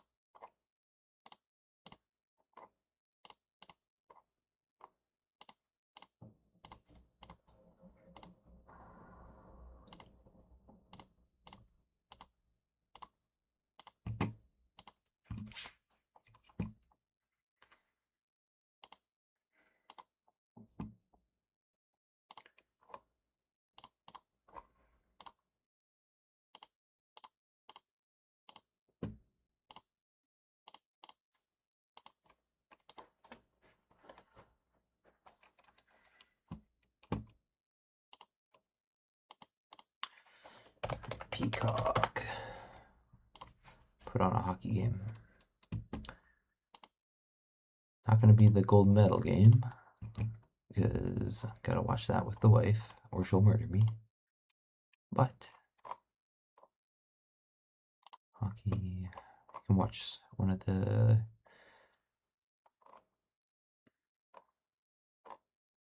Canada ones. Men's replay. Canada, Finland. I already watched that one, I think. Yeah, so I just have this one left. Other than the gold medal game. I want to be rich. Wishing for more money? All you need is your phone. No. Go to Geico, get a quote, and you could save $900 with your phone. Look at that, it's ringing. It feels good to save some coin. It feels good to Geico. On a 60-degree Friday afternoon in Milan, Italy, we welcome you to the first of two men's hockey semifinals as Canada gets set to take on Finland. Canada hits the ice without their captain, Sidney Crosby.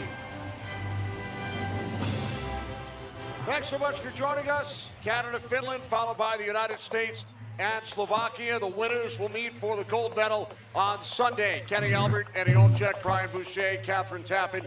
The big story today, no Sidney Crosby for Team Canada. Yeah, obviously a big loss in a lot of ways, especially you're losing your captain in Sidney Crosby, but a tough game for Sid the Kid, colliding with Radko Gudas of Team Czechia. The reports are that he did try to skate this morning, Kenny, which I would take that as a good thing, but he's not in the lineup for John Cooper and Team Canada today. So without Crosby, Connor McDavid will wear the C. He will be the captain today, going up against Finland. And one of the guys leading the way for Canada, no surprise, has been Cale Makar. Yeah, nobody has played more for the Canadians than the best defenseman in the world. Let's just take it a step further than the National Hockey League. Oh, yeah. He has done it all for John Cooper. And when we had a chance to visit with Coach Cooper, he told us that he has really loved the pair of Taves and Makar, not only here playing together for Team Canada, but they do in the National Hockey League for the Colorado Avalanche. But Cale Makar has that ability to be able to really dictate the terms from the back end, and they're looking for more of the same from him here in this huge game between the Finns and the Canadians. Canada 4-0 here in Milan. Needed overtime to beat Czechia 4-3 in the quarterfinal round. Finland 3-1. Come from behind 3-2 win over Switzerland in OT. Florida Panthers teammates on the opening faceoff. Anton Lundell wins it from Sam Bennett. Here's Nico Mikkola. Moving the puck into the Canada zone. Thomas Harley winds it around for Colton Parayko. Bennett starts the game with Brad Marchand and Brandon Hagel. Here comes Marchand into the Finland zone. Now Hagel of the Tampa Bay Lightning shoots it wide to the right of UC Soros. And it's Capo Kakko moving it down into the Canada zone. Jordan Bennington has been outstanding. Record is 3-0, has allowed only 5 goals in his 3 starts. You mentioned Sam Bennett. He draws in. He did not play in the last game for the Canadians. He draws in for the injured Sidney Crosby. Bennett was under the weather. Wilson looks to get it out in front to Celebrini, and it's deflected up into the glove of Soros. Hey, talk about being under the weather.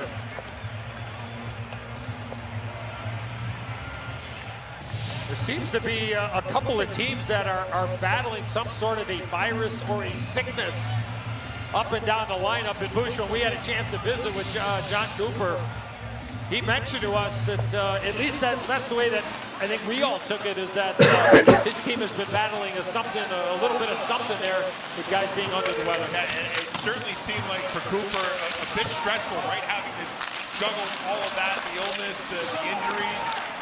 Seems like it's been a stressful moment up to this point for the Canadian coach, even though they are undefeated. But everybody on the ice here tonight, he hopes everybody can kind of elevate their play and get them to the championship game. Along with Crosby, Josh Morrissey remains out, one of the Team Canada defensemen. Puck sent up the boards by Miro Heiskanen. And now it's Cale Makar with his partner Devon Taves. Nathan McKinnon out there to start the game with Seth Jarvis and Bo Horvat. Kind of seems like every game Booth that Canada plays that McKinnon has big hit there. Wilson.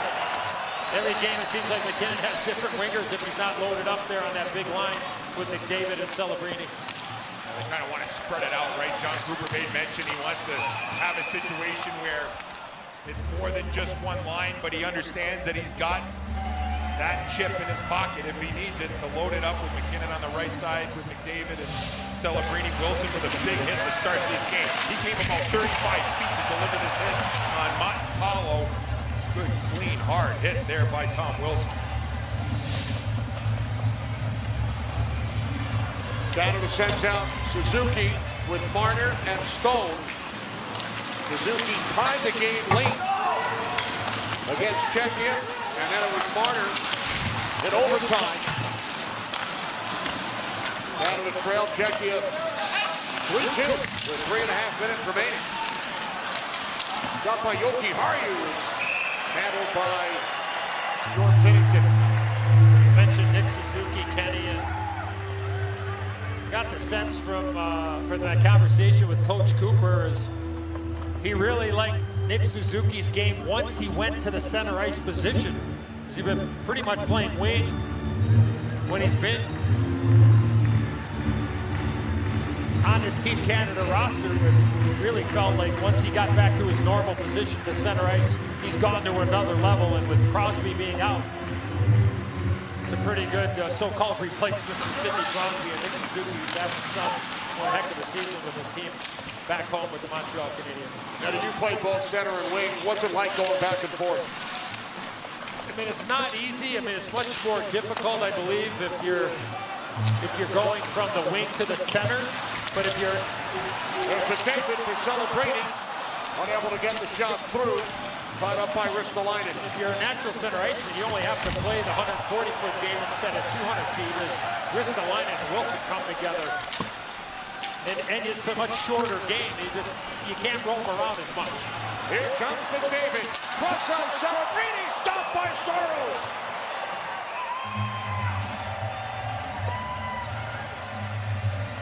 Oh, a big save here for Saros early on in this game on the youngster Celebrini, who has had just an unbelievable tournament. Before this, Wilson trying to deliver the hit on Ristolainen, yet Wilson gets the worst of it. McDavid with his speed finds Celebrini right in the slot, and a real important save for Saros early on. If that passes a little bit harder there, Bush, I think advantage Celebrini. But since it took a little bit of time to get to him, I think that allowed Saros to come all the way over, and there was some room up top if Celebrini was able to elevate that puck. Celebrini, the leading goal scorer in this tournament with 5. McDavid, the points leader with 11 in only 4 games. Shot by Lindell, comes back out to Heiskanen. In behind the net for Anton Lundell, taken away by Shea Theodore. Better have your head on the swivel if you're Canada. When this pair, defensive pairs in the offensive zone with Heiskanen and Lundell, a couple of Dallas stars playing together. They can jump into the play and be super effective on the offensive side. Lundell's got sneaky offensive skills, but Miro Heiskanen, one of the top all-around defensemen in the world. 4 members of the Dallas Stars on this Finland roster, along with Hintz and Rantanen. This is Mikko Rantanen with the puck. Set up the boards by Sebastian Aho. Aho slammed by his teammate in Carolina, Seth Jarvis. Shot by Yoki Harju through a screen. That's blocked aside by Jordan Pennington. Couple of good looks for the D for Team Finland. They are getting some people to the net. Just stay with that mindset. 7 NHL teams have players on both sides in this game as Eric Halla moves the puck ahead for TV Ranta.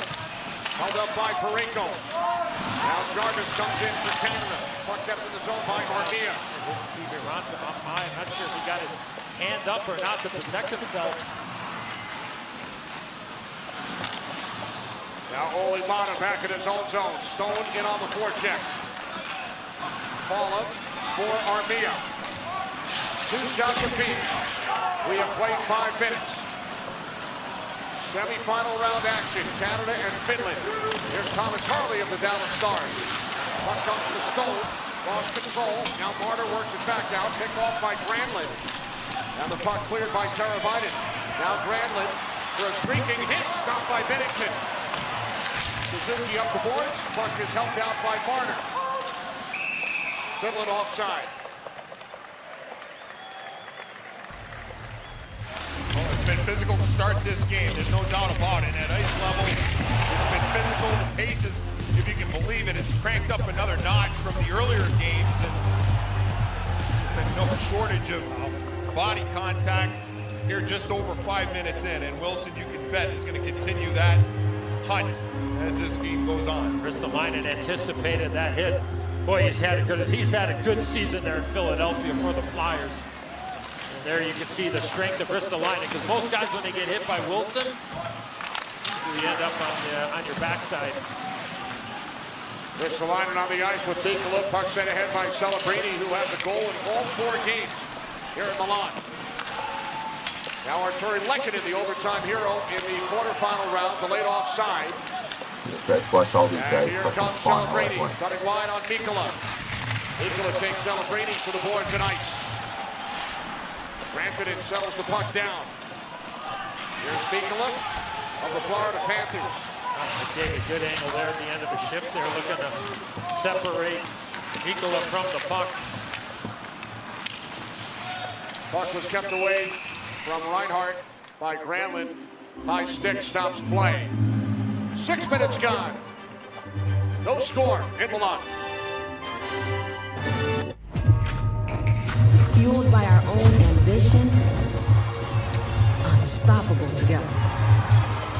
Just one of us can do it for all of us. Finding new adventures in a Chevy SUV. Start the year-end drive. Now, Costco Executive members can get a $12.50 members-only incentive on all 2026 Chevy Traverse models. We're Mizuho. Sound familiar? It should, because the Mizuho name means we never shy away from a challenge. We take on business only top-tier corporate and investment banks can do, and create bespoke solutions that work. That's how we win awards like IPO of the Year. So if you want a corporate and investment bank as a partner who still hustles like an underdog, now you know our name. Mizuho Americas. A name worth knowing.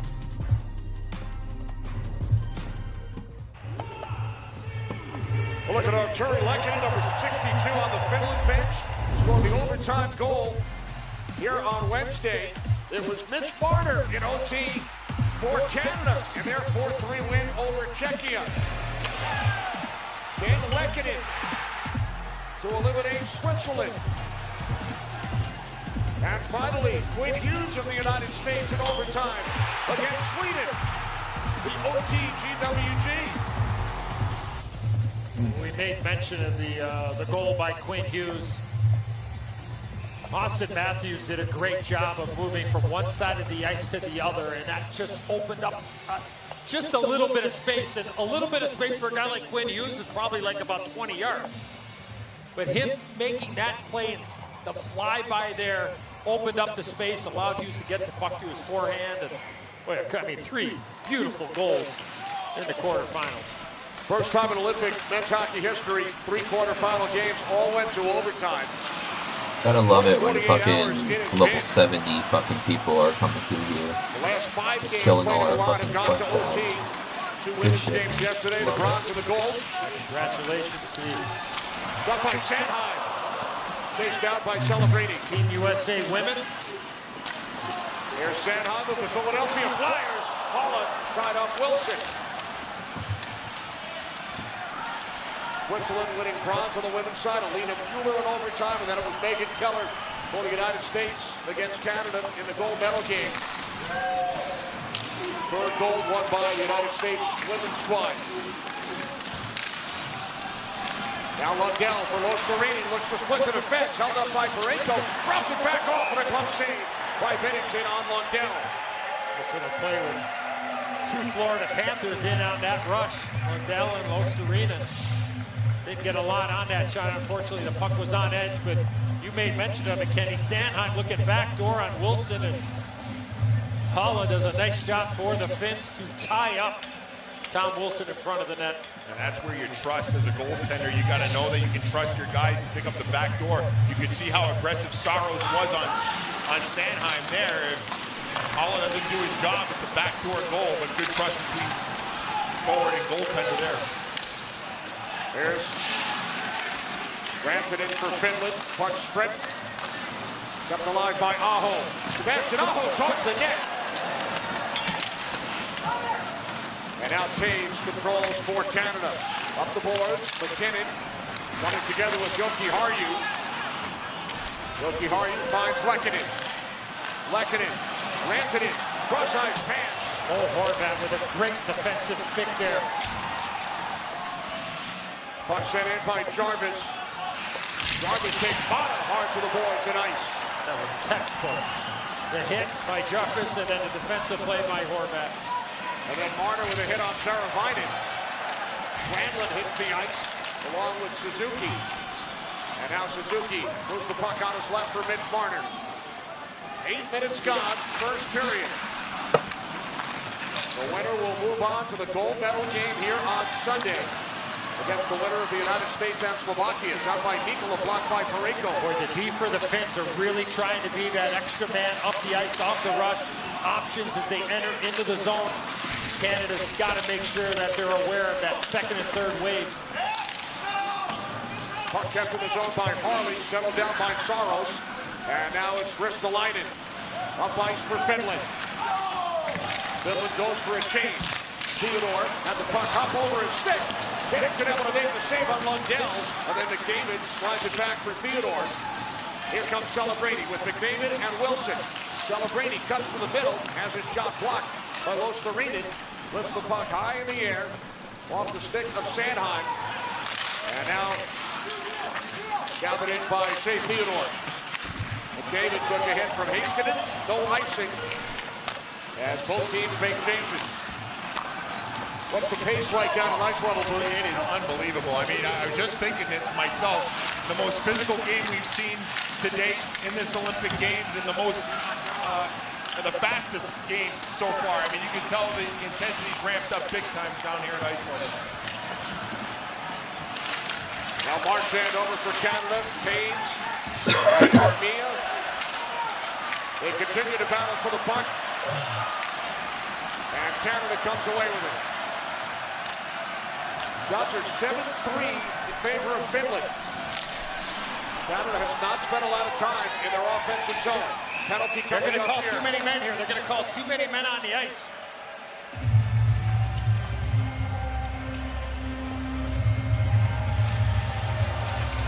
Canada bench runner, too many men on the ice.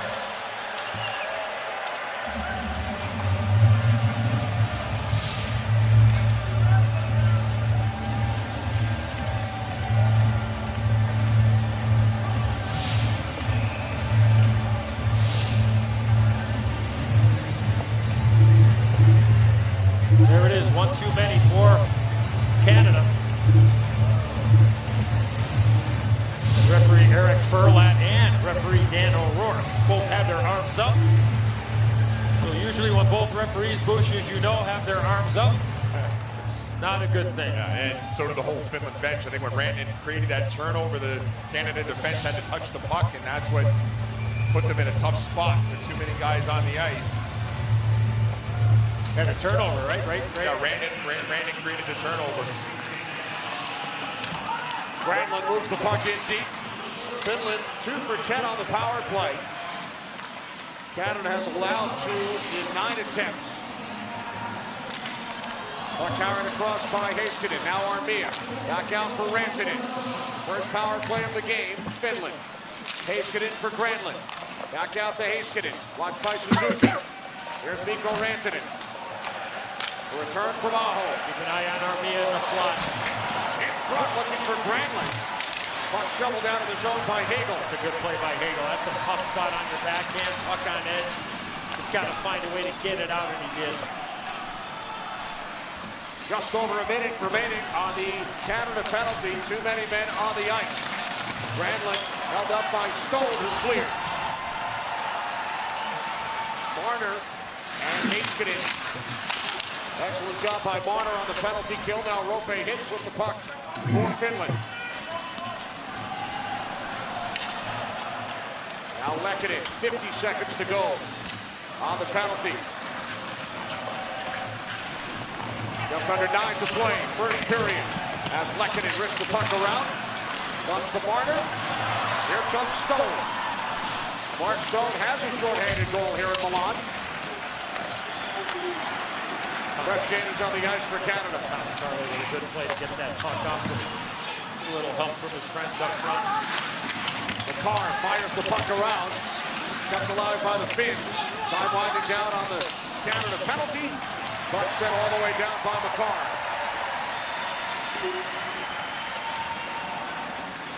No shots on goal for Finland during this man advantage.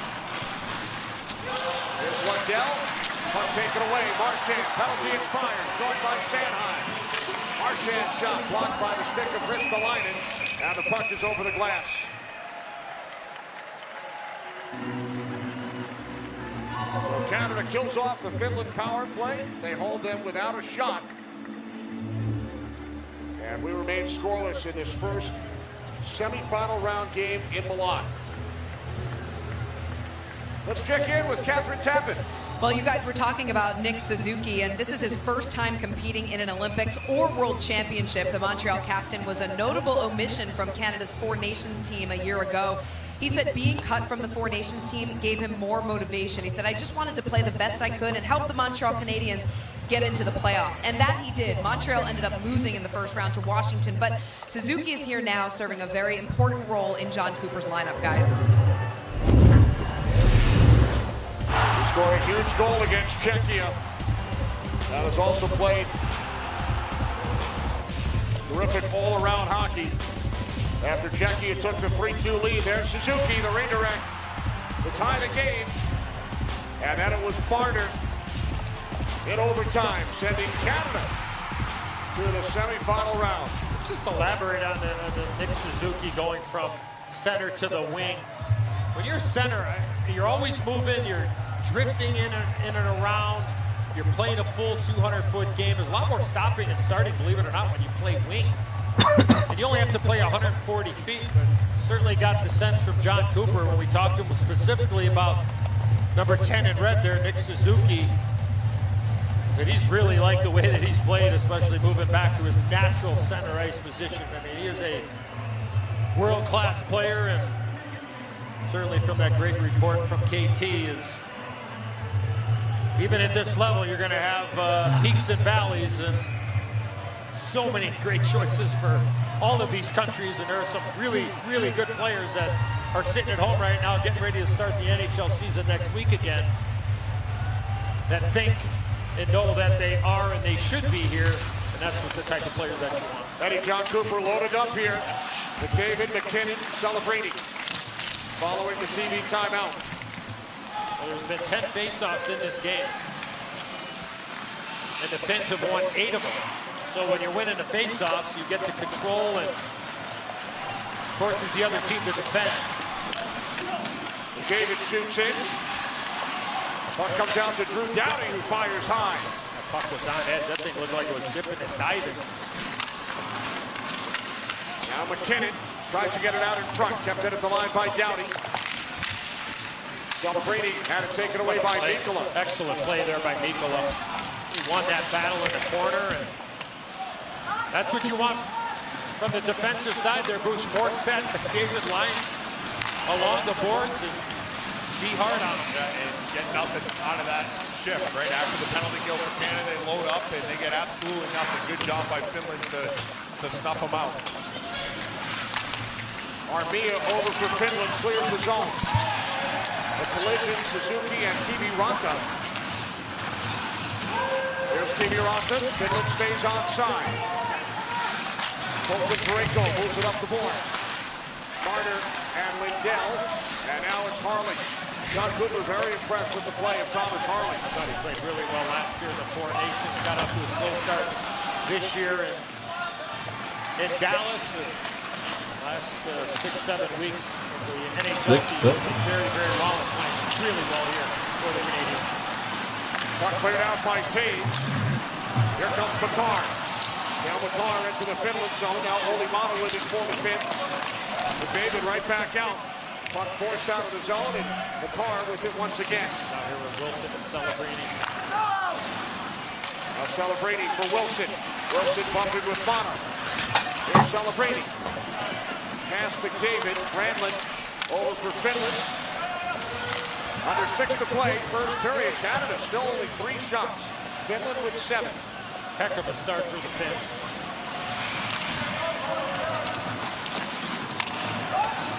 Here comes McKinnon. Back to ball Horvat. Now McKinnon. McKinnon battling with Rope Hintz. Granlund comes over. Puck chipped up the boards by Granlund.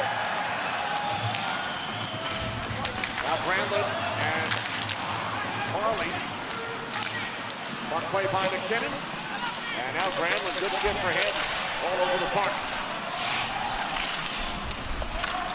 Puck pinned in front of the Finland bench, deflected out by Granlund, and then sent back along by Shea Theodore. Both teams make changes. 5 minutes to go, opening period. Puck deflected in by Holland. Theodore back on it for Canada. Up the boards for Sam Reinhart. Reinhart with Bennett and Marchand.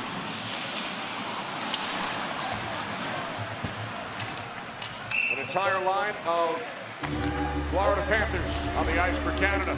Up next, the United States and Slovakia. 3:10 Eastern on NBC and Peacock.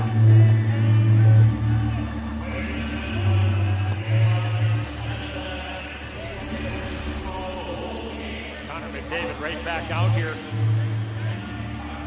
with Nathan McKinnon and Macklin Celebrini. This is the 10th shift already for McDavid in this period. Here's Theodore now. Sanheim towards the net. Puck deflects just wide. McDavid chases down. Here's Sanheim of the Philadelphia Flyers. Pass McDavid. Chipped along by Heiskanen. Kept alive by Celebrini. Blocked off by Heiskanen. McKinnon back out to the point. Theodore. Now Sanheim. In deep. McKinnon with it. Tucked away from Holland. Nathan McKinnon off the basket. Saros. Good idea there by McKinnon. Referee Dan O'Rourke checking with Saros, making sure that he's okay. The Canadians go for wholesale changes. Under 4 minutes on the clock. First period. Finland has had the only power play. They are out shooting Canada 7-5. We remain scoreless. Harley with the outlet pass, Suzuki, and then back to Parayko. No icing, Montpalo. Back on it for Finland. Everybody on this Finland roster plays in the NHL. Their one non-NHL player, Nico Lehtinen, who did play in the past for the Maple Leafs and the Blue Jackets, is a scratch. So everybody on the ice on both sides currently in the National Hockey League. Here's Harley up the middle. Bennett in with a shot. Glove by Saros. Bennett's going to go. Bennett's going to get a penalty here. I think that was the initial call. Interference. After Saros made the save, Bennett went in and followed his checkup. And that's his teammate in Florida, Nico Mikkola. How about that? Teammates in Florida, yet Bennett doing what he typically does, and that's trying to get underneath the skin of the opponent. I agree with you, Enzo. I think it's just going to be Bennett. It should just be Bennett with the way that he went into Mikkola and Saros after that shot attempt.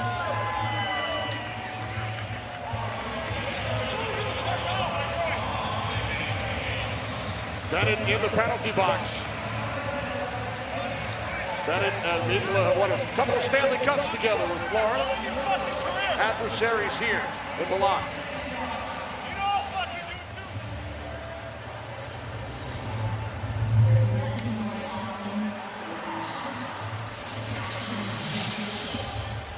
Watch Bennett. He's going to shoot the puck, and now he drives Mikkola into Saros, and that's where the penalty takes place. And then Saros dives over, and it's a little forearm shiver there into the side of the head of Sam Bennett. Cale Makar talking to both officials, trying to see why there wasn't a call on the Finns.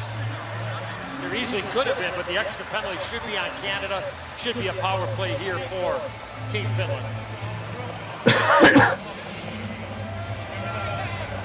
Well, some good trust between goaltender and defense from Finland. And we've seen it a couple of times in this period. Stream's going well. How are you doing? Saros in this situation has been aggressive to the point where he squares up with that puck carrier. We see so many goaltenders oftentimes will load up on the post trying to play two plays, whether it's a shot or a pass across. But Saros, a smaller guy, has to trust that his defense have the back door, which allows him to get to the top of the blue paint and be square and aggressive. Now, if you're Canada, I think they got to get another player to the net. If it's two guys, that may push Saros back and create an opportunity at the net. But right now, there's only one guy in the back post. Finland defense doing a good job of stuffing that out, allowing their goaltender to be square and aggressive in those situations. Score! Damn, that was quick. Jesus. Power play goal. 1-0 Finland.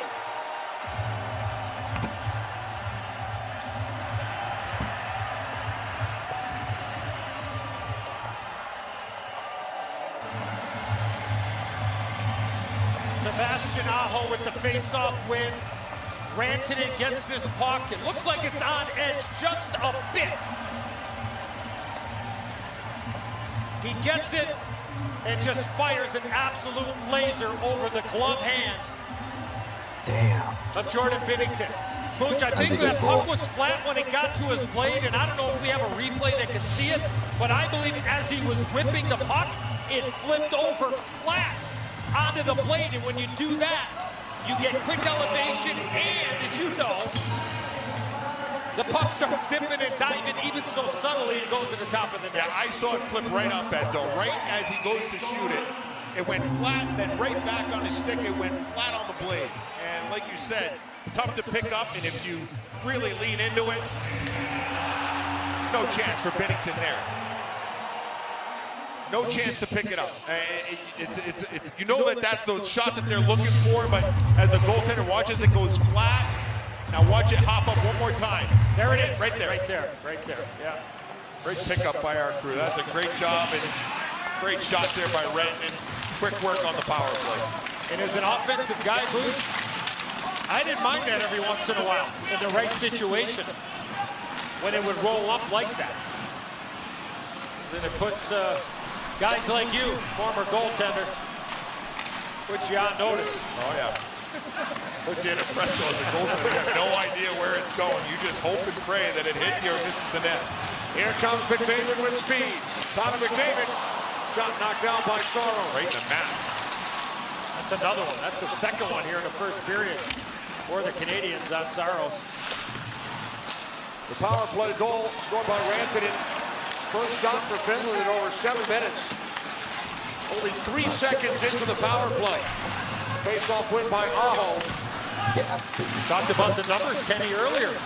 The domination by the Finns. They win a face-off. They won it in a crucial point. He had 2 left-handed centers as well. Horvat in a tough spot trying to win it on his backhand. And eventually won by Aho. Now here's McCall. Defended by Kakko. Good job by Kakko there. Cancel the shot, and that deflects by. Face-off, to your point, Eddie, now 10-4 in favor of Finland. Finland goes for a change. Without Sidney Crosby, that certainly has an effect in the face-off. But in that situation, he would not be out there killing a penalty in the first place at that time of the game. He might be out there at the end of the game, but not in that situation there. Now Rantanen, here's Lehkonen with a shot, knocked aside by Binnington. Nico Rantanen with the Finland goal. He has more goals against Binnington in the NHL than any other goalie. He's fucking fire, dude. With the National Hockey League against Binnington. And now 1 here at the Olympics. Good pitch in there by Parayko, kept the play alive. Now Horvat moves the puck down. 35 seconds remaining. Cleared out of the zone. Hardly on it for Canada. Period by the Finns. Now it is Sanheim. These guys are all immune. Almost too many men on the ice again. McKinnon heading off the bench. Puck nearly hit him. If that hit him, you could easily have called another too many men on the ice call there. McDavid jumped early. It should be icing here. And it is. It was close. McDavid thought he beat Ristolainen to that icing.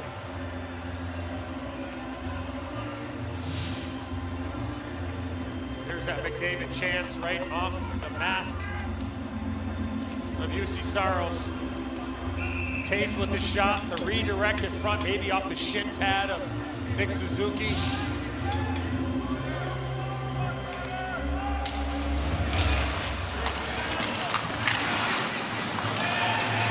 Here's McDavid, 5 seconds. McDavid gets the shot away, blocked by Saros. And the first period comes to an end. 1 and 20 minutes for Finland. That's a good play by Saros. McDavid probably was shooting to get a quick whistle off a faceoff, and Saros said, you know what? I'm going to move this puck. We'll take our chances with 3 or 4 seconds left. Team Finland super sharp on the ice in between the ears. Semi-final round here in Milan. Power play goal from Mikko Rantanen. 1-0 Finland over Canada.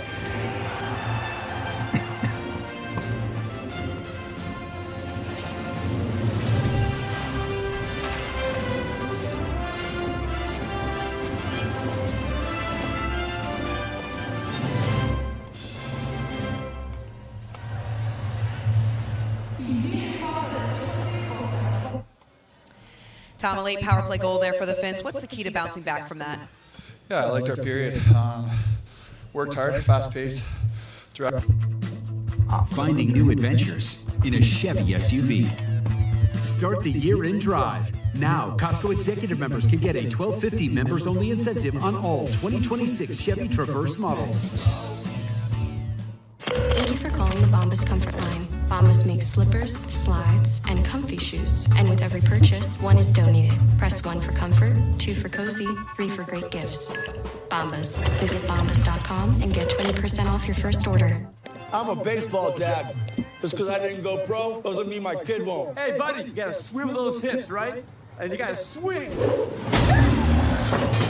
And if you don't have the right insurance, you can be paying for this yourself. So get Allstate.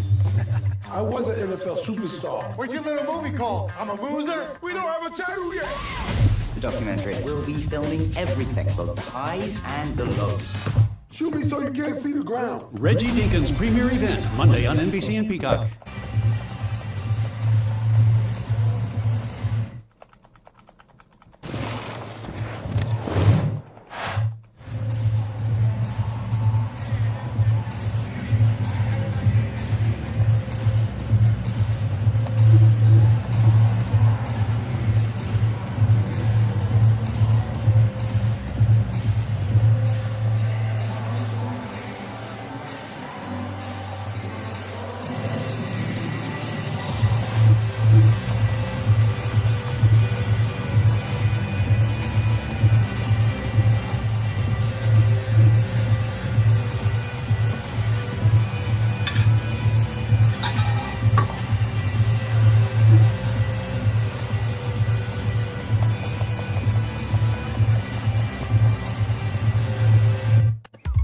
At IHG Hotels and Resorts, you can guest how you guest.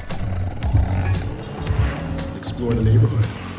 Or live like a local at Hotel Indigo. Unplug for the day. Or plunge into a long weekend at a Holiday Inn. Take on Miami, Mexico City, Minneapolis, or any Holiday Inn Express destination. Choose from 20 IHG hotel brands and earn points for free nights with IHG One Rewards. I mean, we all do it. You see a line, have no idea what it's for, but your brain is like, should I join it? It's crazy, right? Hey, let me call you back. I gotta stand in a line. Even crazier is that folks stick with insurance that keeps them waiting around to find a claim, while Geico's claim support is available day or night. I mean, I'd have FOMO about that, if anything. Excuse me, what are you waiting for? No one knows. Okay. You're cool. You can cut. I'm all right, actually. No, seriously. It feels good to step out of line. It feels good to Geico. 1-0 lead for Finland in the first semifinal game of the day as we get set for the second period. Moments ago, Catherine caught up with Canada's Tom Wilson. Sure, obviously the trust was there in that period that his defense were going to get the back door, but he just seemed like he was in control that whole period.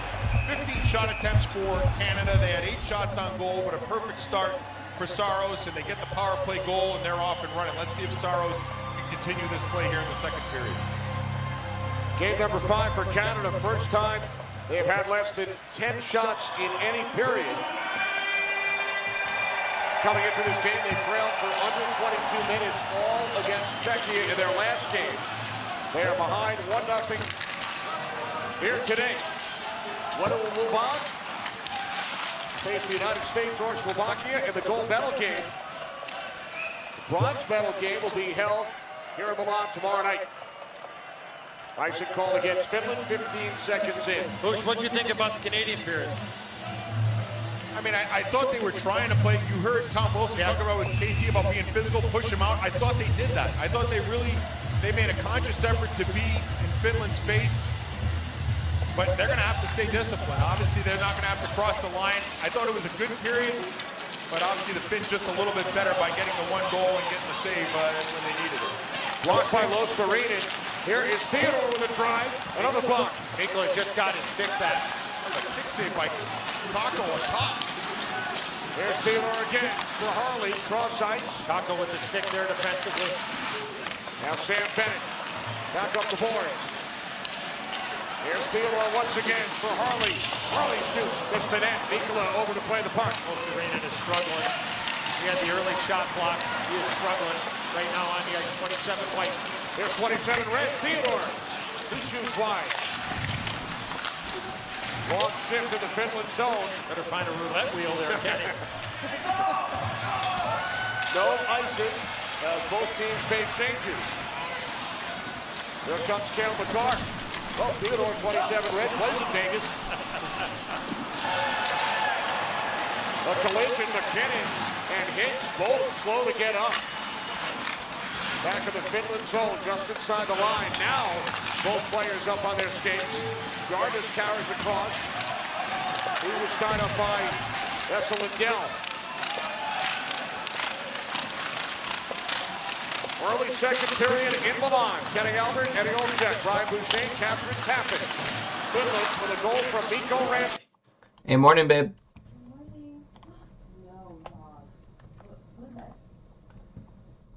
How you doing? Okay. It just heads up, I'm streaming. Don't come over naked.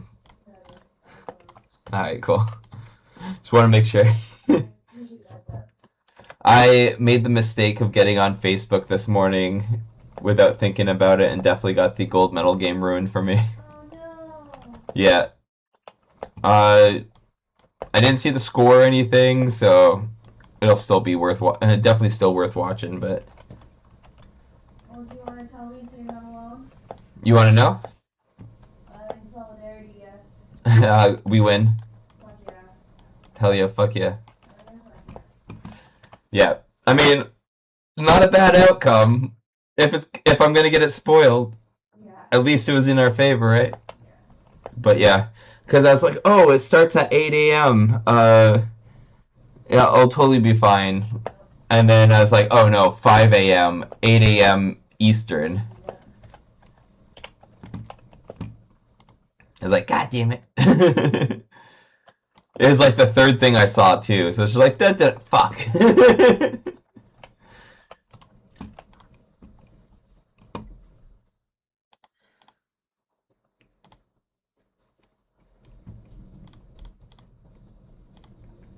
Someone actually came into my stream and I wasn't paying attention and I just like didn't talk to them when they were chatting. I was like, fuck.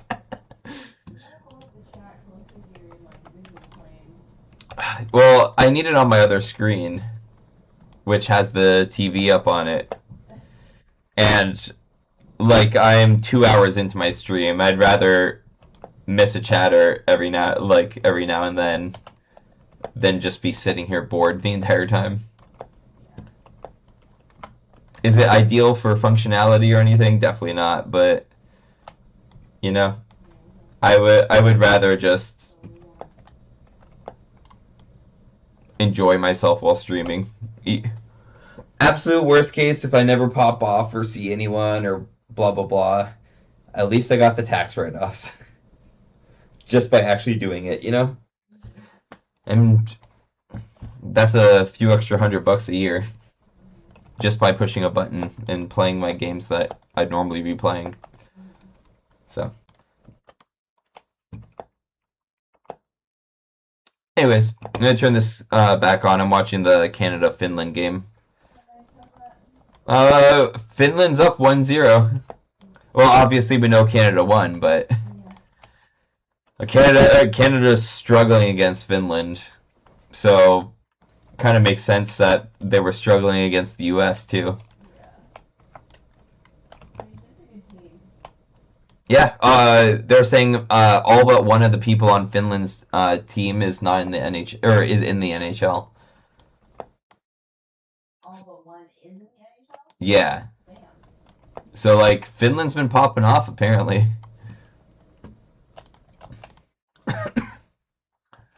Yeah, turn this back on. Love you. Chat in a sec. On the power play. Veteran pass intended for Jarvis, broken up by Teravainen, and then a blocker saved by Soros. Good start here for the Canadians in the second. Puck's been down to our right. Bush is left for the majority of the second period. Now McCarr, the lead pass is Colorado teammate Devon Taves. Now another member of the Avalanche, Nathan McKinnon. McKinnon back across. Here's McCarr. McDavid out there now. Here's Celebrini. Celebrini, McDavid, Wilson. Wilson out to the point. Gets past Cale McCarr. Tough handle there. Puck was on edge and he tried to play with a skate and just avoided it. Celebrini works the puck around. Wilson. Good defensive play. Heiskanen, puck cleared by Rantanen. Nice play there by Harley. Harley with a shot, missed the net. He found everybody and continued with the puck. Now a drive by Celebrini, and the puck winds up all the way down in the Canada zone. A penalty coming up here, and this will go against Finland. Delayed call. Bennington, the long skate here in the second period. To the Canada bench, McDavid stripped by Aho, and now Canada will head to the power play for the first time. It's an interference call.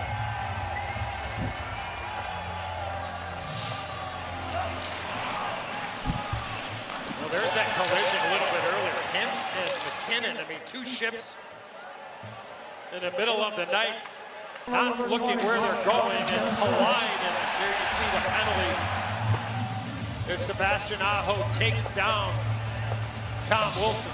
Wilson sold that pretty good. Once he felt the stick of Aho, he went down, and there's that back post drive that we saw in the first period. And Canada gets their first power play of the game. So Lupe Hintz getting a little, looked like it's getting a little dental work there on the bench. Canada 5 for 12 on the power play. One of the top penalty killers and face-off guys for the Finns in the penalty box. Advantage Canada. Canada with McDavid, McKinnon, Celebrini, Reinhart, McCarr. Here's McDavid, now Reinhart. Armia clears the puck ahead. Chased by Holo. Eric Holo moving it on Bennington. He beats and scores! Damn, bro. Finland 2-0 against Canada.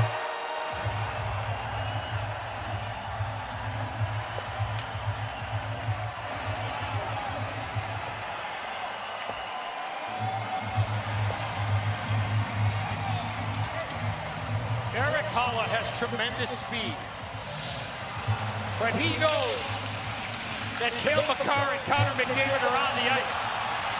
So he gets on his horse and he fakes the shot, and all in one motion, Bush, he pulls his puck away from Jordan Pennington and elevates the top shelf. What a goal. How often do you say it, Edzo, right? When guys take it to their backhand, they don't take it away. They just kind of push it forward. They can never elevate. Great play by Armia, too, on the wall to create the turnover.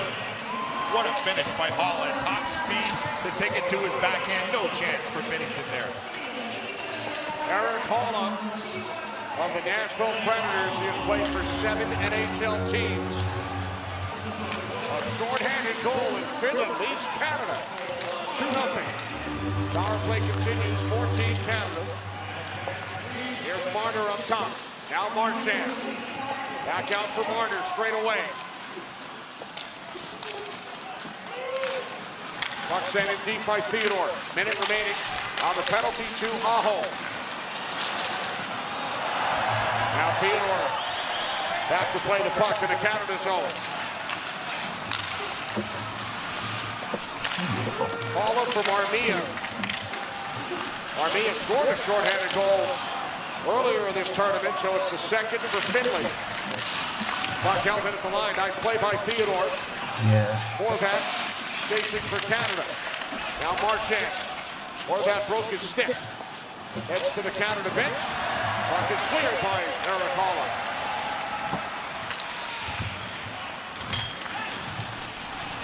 Finland with 2 goals on 9 shots. Rantanen on the power play. Ball is shorthanded. Some of the goals on special teams. Celebrating.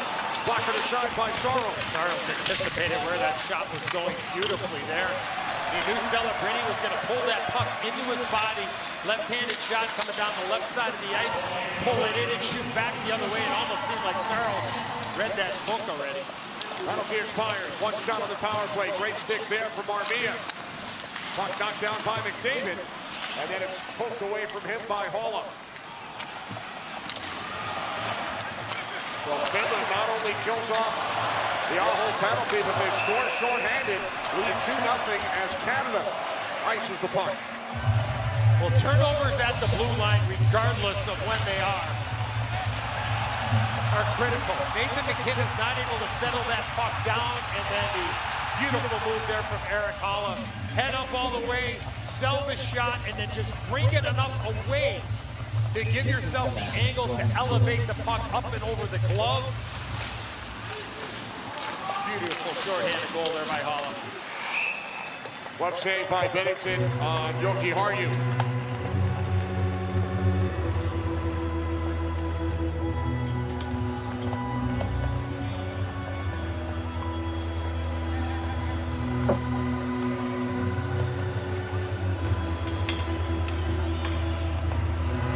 Canada in their last game trailed 2-1, 3-2. Well, for John Cooper, he's got to find a line that can sustain some offense. They got off to a great start in the second period. First time they are trailing by more than a goal here in Milan. Now it is Rantanen trying to get it through to Lehkonen, kept alive by Mana. Good stick Harley there. Puck played by Seth Jarvis. Shots are 11-10 in favor of Canada, but they trail 2-0. It's just human nature. You're down 2 if you're Canada. You want to continue to be physical, but you don't want to be the guy that takes the next penalty, put your team down. So there's that fine line. You don't want to back off. But you also need to change the momentum of this hockey game. And one of the ways to do that is by being physical, and we saw it at the start when the game was 1-0 to the second period.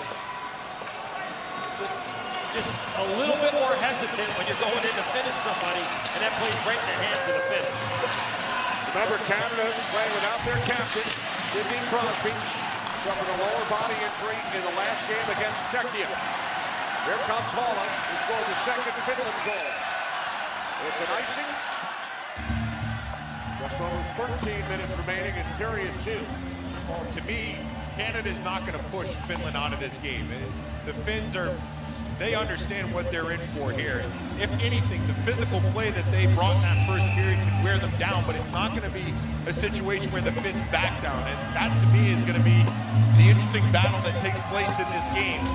Can the Canadians keep up that type of physical play to see if they can wear down guys like Heiskanen and Lindell, who played big minutes for this Finnish defense? Now Drew Downey towards the net. Saros covers.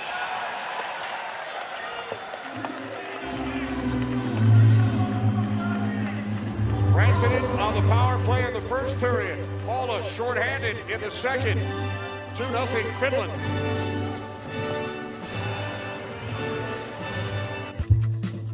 Finding new adventures in a Chevy SUV.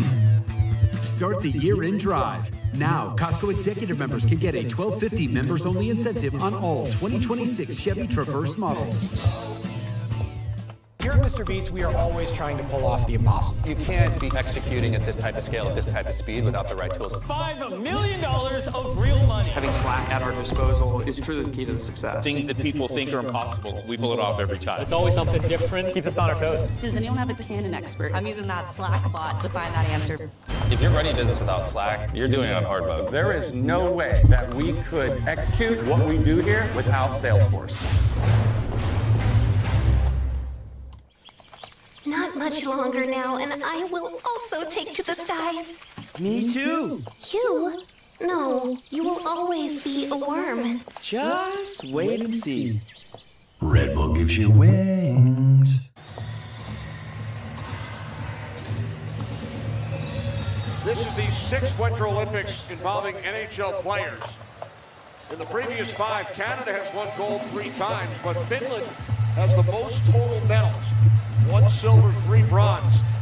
And we asked John Cooper about this Finland squad when we spoke to him about an hour and a half prior to the game, and he said, no matter what international tournament it is, Finland always seems to wind up in the Final Four. They checked extremely well. Got some highly skilled players in Bush. When I think of a Finnish-born player, they're two-way players, a lot of them. Even the guys on the back end. Yeah. Especially the forwards. I mean, they check very well and play anywhere up and down the line. Impossible to intimidate them too. Yeah. I think they're willing to stick up to anything, any type of game you want to play. They're interested in playing it. Canada loaded up once again with McKinnon, McDavid, celebrating. Fans must like this matchup with no Serena and Mandela out there. Here's McCarr, now celebrating. Off the stick of Payne. I think that was for McKinnon. Now McCarr with it once again. Pass McKinnon. Gathered in by Heiskanen. Around for Kakko, chips the puck out. Now Downey for Team Canada. Drew Downey along with Sidney Crosby. Owners of 2 gold medals. We said it in this tournament, if you're just joining us, when this puck is up around the glass, it is not predictable. It seems to hit some stanchions every once in a while and pop into areas. As a goaltender, you wouldn't want it. On the men and women's side, you've seen this glass. So Bush, if it's in the glass or you're a goaltender, what's the mindset? Stay in the net. Yeah, I mean, but it's hard to read, right? When they come in and rip it around the boards, you got to make a split decision if you think it's on the boards or in the glass. But the glass usually, as you mentioned, it can be dicey. General rule of thumb: glass, stay in the net. Here's Marner for Canada. Out to Parayko, a shot. Saros has it. But goalies really want to help their defense out with regards to limiting the forecheck from the opposition. That's why the goaltenders want to get out and handle pucks as much as they can. This is a bouncing puck that goes off of Mikkola. I don't think Saros ever saw it. Double deflection there, Bush. Double going. Yeah, that was a Granlund Mikkola doinker. Look at Saros, he's still looking for it. Here's the Saros of the Nashville Predators, his teammate Eric Holland with a shorthanded goal here in the second period. The lower chance game that this is, and we talked about it early, that favors the Finns. And right now, there's 12 shots for Canada, 10 for the Finns. 2-0 game Finland. Marchand with Wilson and Bennett. Forward line for Canada. John Cooper looking for a line to give them some energy. Here's Sebastian Aho. Moves the puck in deep. Harley back on it for Canada. Hard up the boards. Held in by Yoki Haru. Off the stick of Rantanen. A hit by Parayko behind the net, allowing Bennett to move the puck ahead for Harley. 9 minutes in, second period. Pass from Marchand, picked off. That was the right idea. Bennett was open. Now Harley with it. Harley with a shot of the save by Saros. That's not a bad shift for the Canadian line. Bennett, Marchand, Wilson. How many times do you think that trio's run into each other over their careers, Bush? Especially when Marchand was at Boston. Yeah. Bennett in Calgary, and then in Florida, and Tom Wilson. Washington Capitals. Their fair share of battles. No doubt about that. McDavid, McKinnon. Huh? Celebrating back out. I think we're going to see a lot of this the rest of the way, down 2-0. I think Cooper is, I wouldn't say panic Honestly, mode, but I barely like where Goldby. Like, he's pretty good, but Finnish players not There's other people at my brothers here. holding it and liking it, cheering on their team from the stands for the Finnish team. Here's McKinnon, held up by Hayes, gonna jump by Celebrini, blocked on the way in, and then covered up by Saros.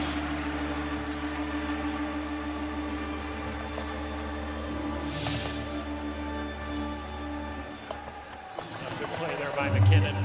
And then a quick shot block. Celebrini not able, he didn't get a lot on that. Lindell was out there rushing.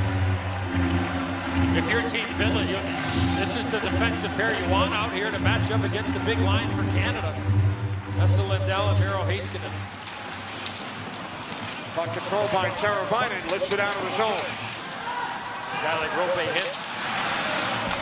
Not saying he can keep up with McDavid, but he certainly could be in his back pocket because he can flat out fly Rope hits. That's better than most players. Puck cleared out by Celebrini. McKinnon with it for Canada. Back with Celebrini, 19 years of age. Settles the puck down. Celebrini kept it alive. McDavid. Down low, McKinnon. Back out. Mask again, third time. Saros is a smaller goaltender compared to others in the NHL, but 3 off the noggin in this game. What does that feel like, Bruce? It rattles your cage, and you can smell the burnt rubber when the puck hits you. Jarvis able to get the shot away. That's stopped by Saros out in front. Granlund with the puck for Finland. Now Devon Taves will celebrate a birthday tomorrow. He will turn 32. Shots in the second period, 82 in favor of Canada. This play offside. Past the midway point, second period, Haula shorthanded. Made it 2-0 Finland.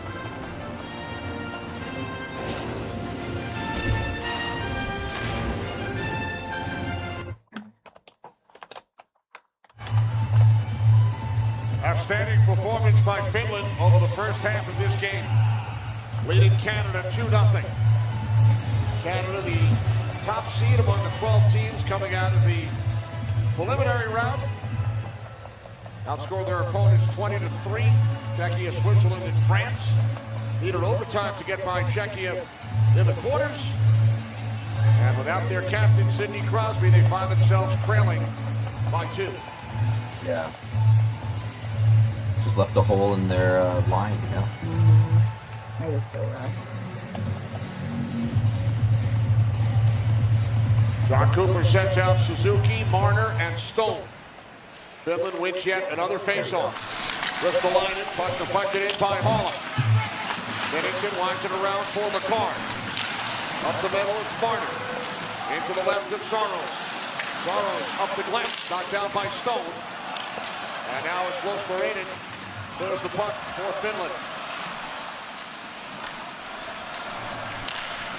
Deflected back along by Marner. Chased by Suzuki. Tried to get it through to Marner. And that was broken up. Good play by Haula. Out to the point, Makar. Keeping that puck is rolling. Suzuki spun around by Haula. Armia with the puck for Finland. Knocked down by Taves. Hit by Ristolainen. Now Marner comes in. Stone as well. 8.5 remaining, second period. Both Finland goals on special teams. One power play, one shorthanded.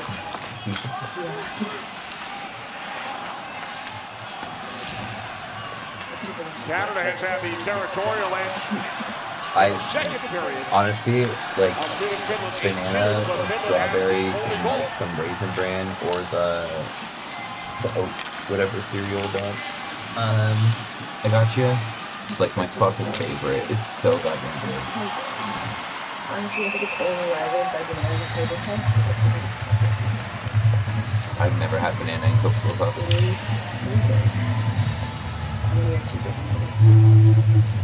We welcome those of you who just joined us on USA Network. Shot a moment ago from Nathan McKinnon of Team Canada. They trail Finland 2-0. Just under 8 minutes remaining, second period in the first men's hockey semifinal of the day. Kenny Albert, Eddie Olczyk, Brian Boucher, Catherine Tappan. Finland with 2 goals on special teams. Mikko Rantanen on the power play in the first period. Eric Holland shorthanded here in the second. A really good start for the Canadians. Down 1 coming into the second period. The defensive. Here's celebrating. That hit Saros up high. That's the 4th. I think that hit him in the mask. It did. Now McKinnon with it. Out in front, broken up by Granlund. He was looking for Harley. Granlund with Hicks into the Canada zone. The 4th time the puck has hit the goaltender for Team Finland, UC Saros. Right in the mask. That might be a new Olympic record. Now here's Theodore, wristing the puck around, celebrating in pursuit. Yoki Harju beat him to the puck, kept in the zone by Tom Wilson. And now it's Olli Maatta for Finland. Every player on the ice in this game currently What's plays been cool has been learning like the different strategies of play, like making sure you keep it in, just like where you're setting up, skating around to draw people into you, so then you can pass it over. Wilson unable to get it through. Here comes Lundell, moving in on Sanheim. Anton Lundell of the Florida Panthers. Stick comes up on his teammate Brad Marchand.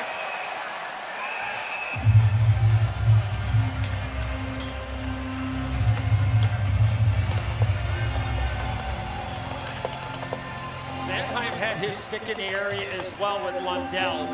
And referee Eric Furlat was right there and put his arm up. Yeah, right there. You can see the stick. The stick of Sanheim was actually in the air. Lundell puts Marchand. And a much needed power play here for the Canadians, down 2.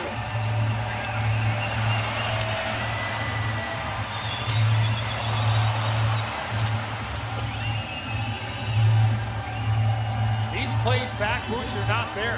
The Finns have done a great job. Their forwards have come all the way back, and I think it's got to be more directness for the Canadians at the blue paint. And I think they should put pucks at Saros' feet for second chance opportunities. See if you can break down Finland's defense by having him turn around, try and find that puck, as opposed to putting it in his chest or trying to go up high. Put it at his feet, try to get a second and third chance. Second power play for Canada. Pass across from celebrating. McKinnon was looking for McDavid. Lundell in the box for high sticking. Here's Cal McCarr. McCarr moving in, shoots, and it deflects wide. Celebrating with the redirect. Here's McCarr once again. Now Connor McDavid. Back out, it is McCarr. Finland scored shorthanded on the first Canada power play. Now McDavid. There's McCarr shooting. Score! Deflected in front. Power play goal. And Canada has cut the Finland lead to 2-1. Sam Reinhart, the co-leader in power play goals in the NHL over the last 3 seasons, with the redirect. Lead in period 2. Well, Cale McCarr said, you know what? Nobody else wants to shoot the puck. I'm going to shoot it. And he gets to the middle of the ice. And Reinhart, with those great hands, beats UC Saros, moving one way, back the other way. But when you establish that shooting position from the middle of the ice, it opens up everything else. No chance for Saros. That's about the only way you're going to beat Saros in this game. Area that hasn't been sticking is cleaned out. At 5-on-5, but where he makes his money is on the power play. A great tip to get the Canadians back into this thing. Yep, totally cleared out and McDavid, the assists. Canada offside. First goal of the tournament for Sam Reinhart. I did not realize that it would summon a boss. Finland's lead is now 2-1. Canada outshooting the Finns 19-10.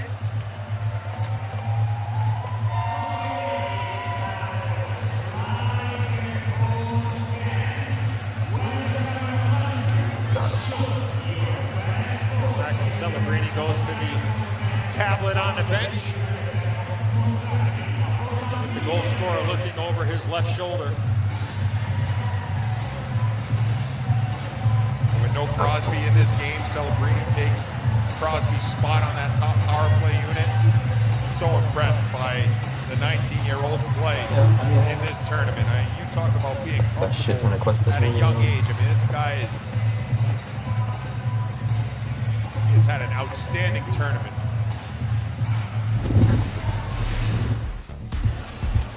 Off the face-off, Mikko Rantanen opened the scoring for Finland.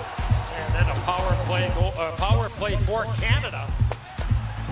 But the Finns get a short-handed opportunity, and Eric Haula goes forehand, backhand on Jordan Binnington to make it a 2-0 game. Beautifully done by Haula with Cale Makar trying to chase him down. And then on a power play, McDavid to Makar, and then those sweet hands by Sam Reinhart.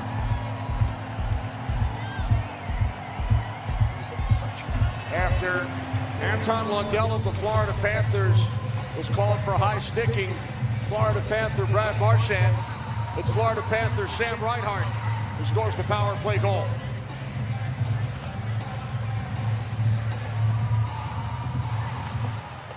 Bruce, do you feel the momentum swing down at ice level? I do. I think after the second goal for Finland, I'm not saying they sat back, but Canada has certainly tilted the ice in their favor.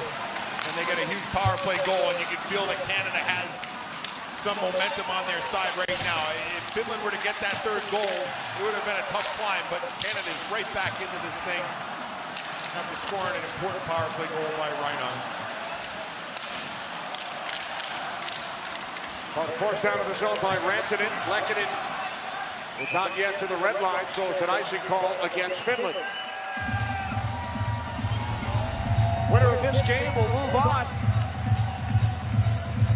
and will face off against the winner of the United States and Slovakia for gold on Sunday. Bronze medal match will be played tomorrow.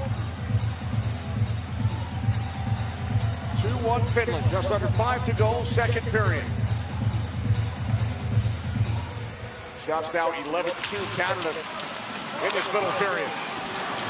Here is Makar. Makar had that shot blocked by Mikkola. Rantanen forces the puck down. Good job by Rantanen. Made sure he got that puck out. Now Makar had it taken away by Aho. Here's Joki Harju. Now Sebastian Aho with it for Finland. Out to Olimana. Puck played behind the net by Devon Taves. Wrapped up by Teravainen. I think this pair for Canada is going to play pretty much the rest of the game, so to speak. Taves and Makar. Puck pinned. Up the boards it comes to Hegel. At least every other shift anyways. Knocked down by Mata. And then Horvat lost the handle. Joki Harju with it for Finland. Up the middle, Teravainen to a streaking Rope hit. Now it's Granlund. Granlund in with a shot, and that missed the net. Oh, that move there. Beautiful move there by Granlund. Much easier to follow this game than the last one we saw. I was just like, wait, they're both blue, and they're both white. Connor McDavid with an assist on the Reinhart goal. Sets a new record for points at a single Olympics involving NHL players. This is the 6th time the NHL has participated. A couple of Finns, Teemu Selanne and Saku Koivu with 11 points. A couple of awesome Finns there. Marino, 2006.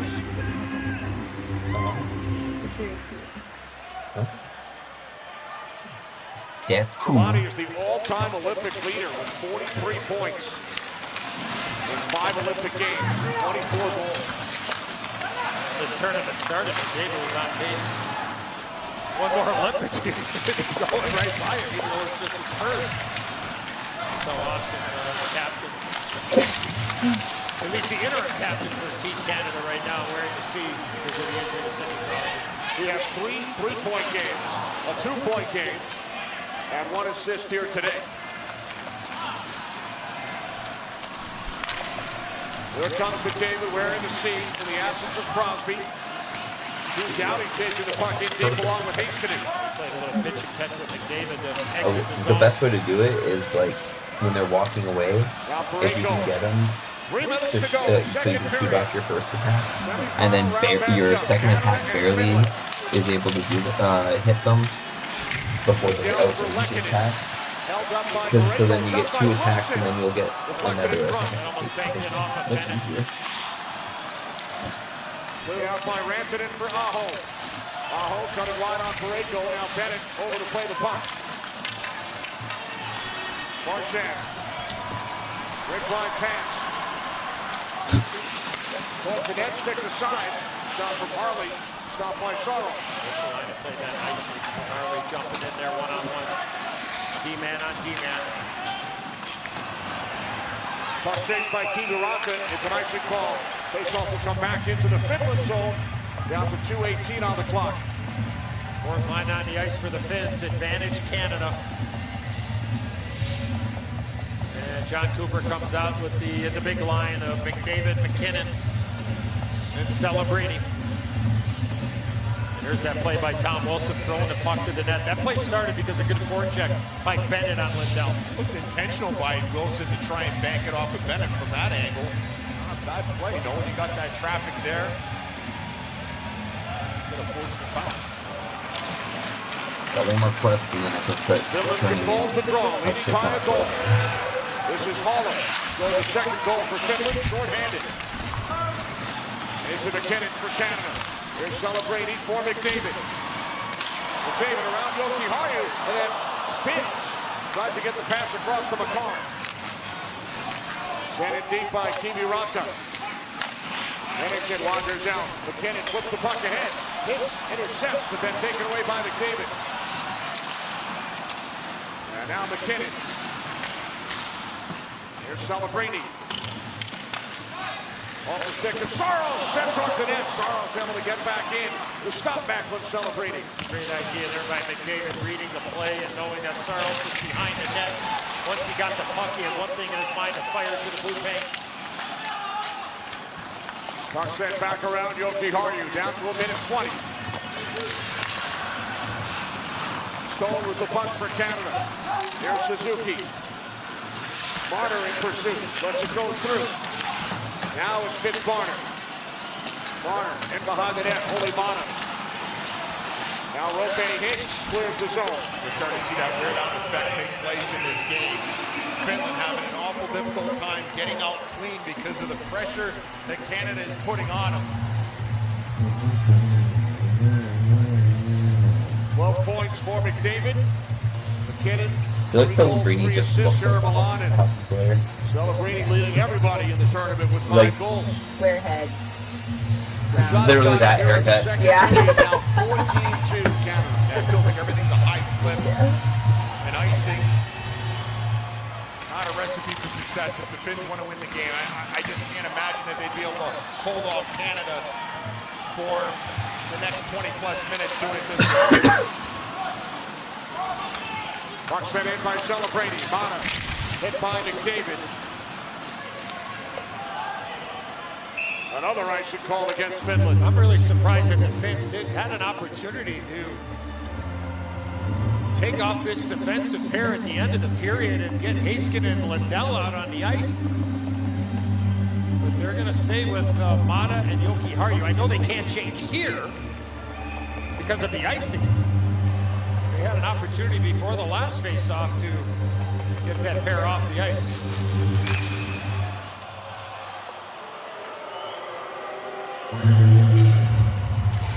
It has been a special teams game. There have been 4 power plays, goals scored on 3 of them. Ooh, piece of cake. Got a chest. Each team with a power play goal, and Finland scored shorthanded. Some gold. Yoki Haru plays the puck for Finland. Now Kakko deflects it to Lundell. Got a blue drop earlier. Not really something that's good for me, but it's something I can still probably make a couple gold out of it. Passing lane out, and then Kakko with those good hands just got it into the neutral Really zone. good Hunter ring.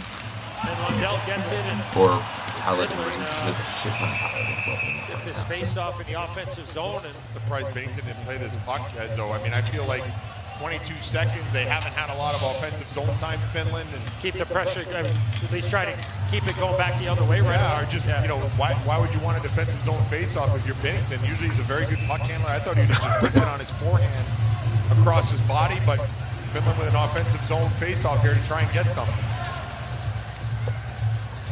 Aho and Suzuki, Canada controls. Puck cleared out by Parayko. Bouncing puck, Marchand with it. Down to 12 seconds, Rantanen takes it away. Harley kept it in at the line. Now Bennett over for Canada. Time winding down. Big hit by Wilson on Lindell. Bennett on Rantanen. As the second period comes to an end here in Milan. 2 healthy hits there by the Canadians. Wilson and Bennett. All right, finally made it to the tower I'm trying to get to. I had to battle through all this place. On the right type of guys. Heiskanen was absorbed one, and then Bennett on Rantanen to end the period. Each team with a goal in the second. There's Holland. Scored shorthanded to give Finland a 2-0 lead. And then with Canada back on the power play, the deflection by Reinhart. 40 minutes in the books in the semifinals. 2-1, Finland with the lead. At IHG Hotels and Resorts, you can explore the neighborhood or live like a local. Unplug for the day or plunge into a long weekend. With IHG's 20 hotel brands, you can guest how you guest. As Team USA athletes, we know the importance of having people who share your dream. So when it came to our mortgage, we chose PennyMac. They were there for us every step of the way. And their expertise and coaching continue to guide us as homeowners. As the official mortgage provider of Team USA, PennyMac is committed to helping our athletes and you become homeowners. Red Gerard is in goal medal position. PennyMac. Greatness lives here.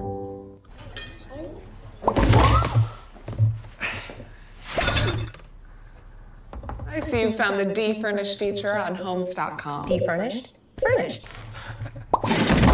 Homes.com, the place to find a place.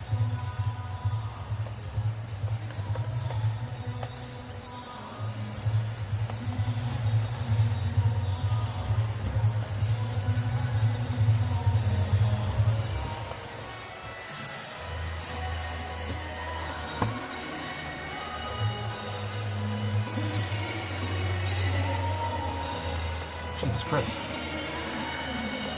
Read that.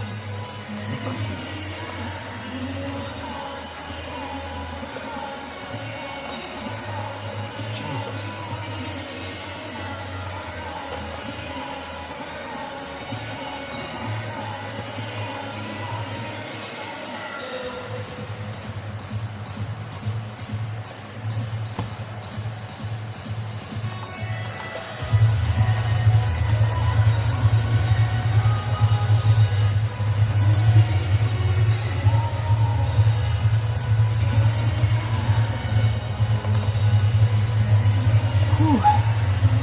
That was close. 2 guys respawned.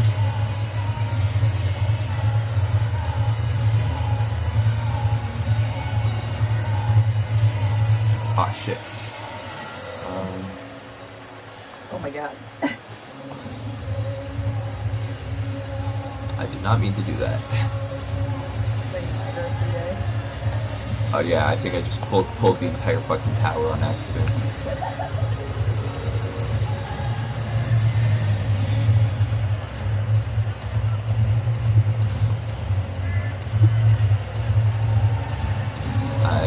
Had I known that was gonna happen, I would have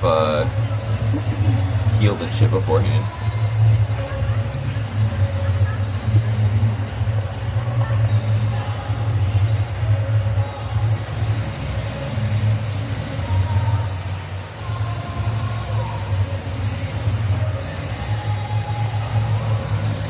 Second, I can get mana at least.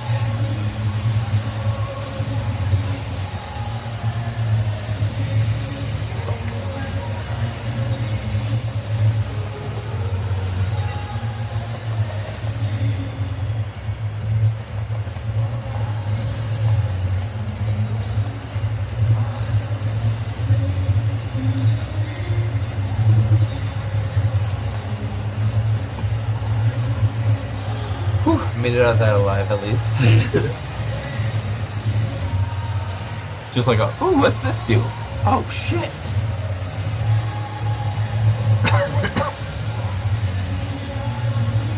That would have, if I had mana, that was a huge opportunity. Like I could have done some big shit, but.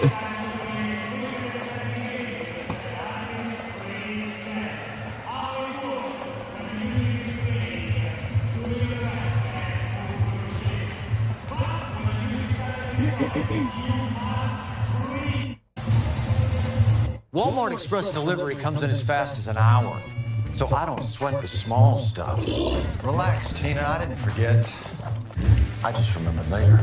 Blake knew. She ordered this an hour ago. It was urgent. Yeah. Matt knew. They lost my bags again. This came faster than his ride from the airport.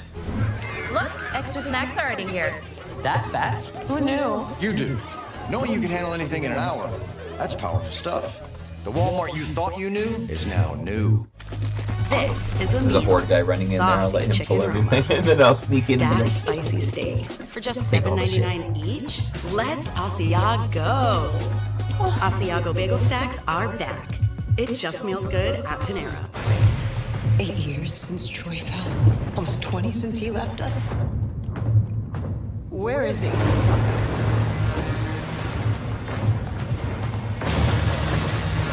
The Odyssey in theaters this.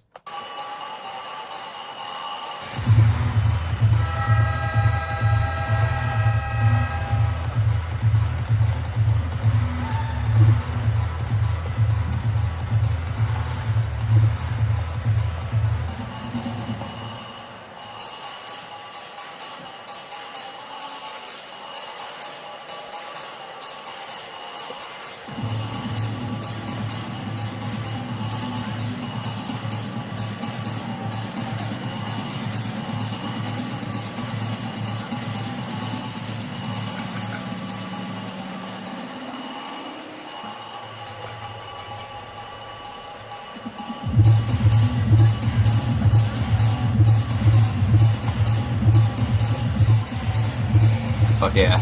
Made it out.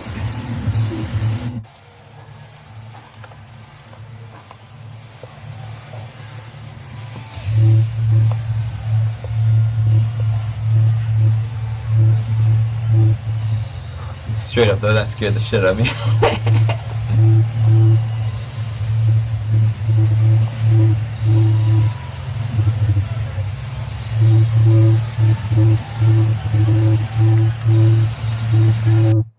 Canada has one goal the last two times the NHL participated in 2010 and 2014. They start the third period with Bennett, Marchand, and Wilson. Finland with goals from Mikko Rantanen and Erik Haula. Sam Reinhart answered on the power play for Canada. Play Marchand there. Here's Harley, puts on the brakes. Around for Marchand. Canada playing without their captain. Sidney Crosby suffered a lower body injury in the last game against Czechia. Both teams made changes. Mitch Marner deflects the puck in on the ice with Suzuki and Stone. Now Stone with the puck. Out to the point for Taves. Shot blocked in front by Lindell. Puck cleared by Granlund for Hicks. Hicks dropping it back. Shot by Teravainen was blocked. Now Taves looking for the puck. Makar in as well. Kept alive by the Finns. Granlund out to the point for Heiskanen. Now Makar up the boards. Teravainen keeps it alive. Minute and a half in, third period. Makar with the puck once again for Canada. Cleared out by Suzuki. Connor McDavid steps off the bench. Good job there by Aho to stay on the bench. When the player he was going to take off was Rope Hintz, the puck came to him and he played the puck and Aho stayed home. So good play there by Aho. They're celebrating with McDavid. Macklin celebrating with 6 shots on goal over the first two periods to lead Canada. Gets the liner up the board. Alright, Iron Forge. Forced out by Rantanen. Now played by Aho. Whoa.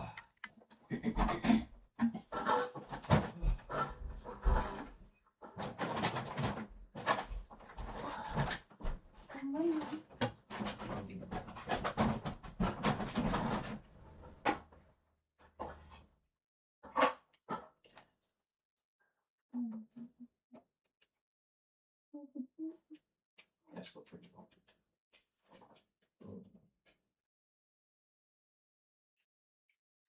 I'm glad I was able to kind of get up and let you sleep in. Get my stream going. I'm at 3 hours on stream already. So. Okay. I'm gonna run around, turn in a bunch of quests, and then I'm gonna call it. We can watch the Gold Medal game if you're down. Absolutely.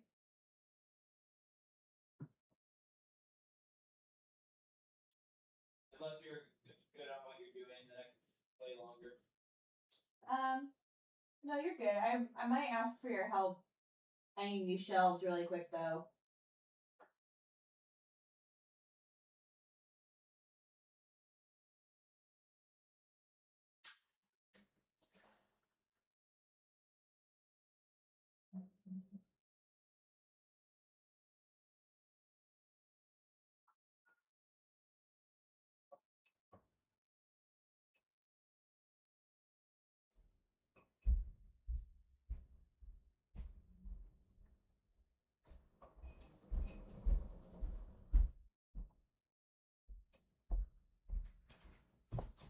Oh. I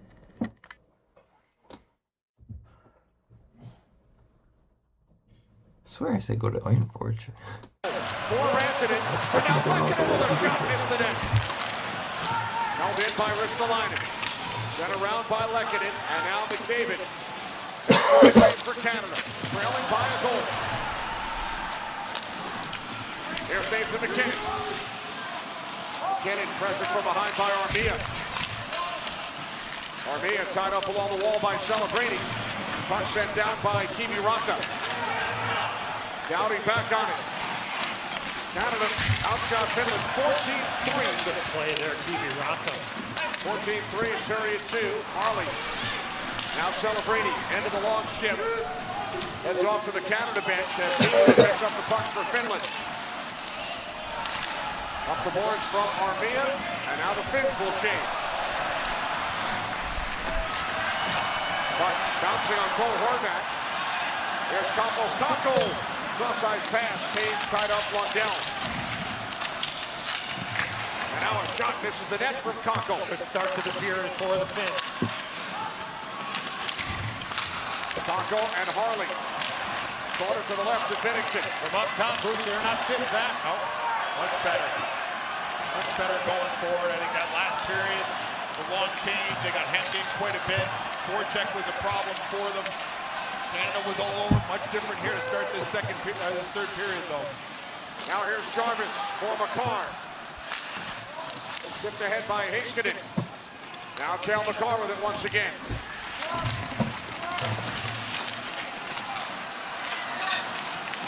Lindell comes away with the puck for Finland.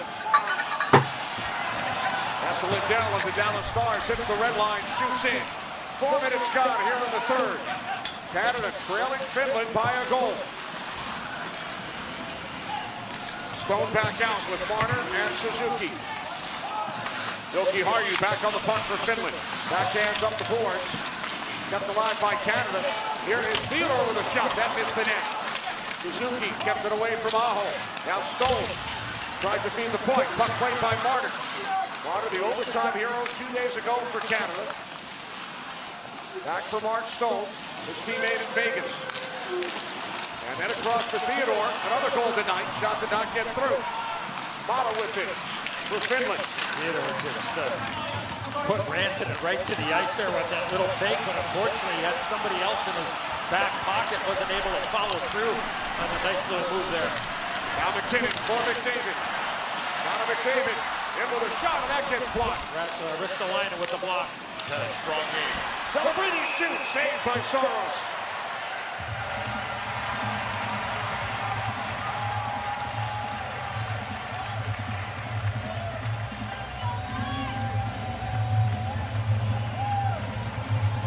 Good one-on-one play by Rasmus Ristolainen off of Connor McDavid.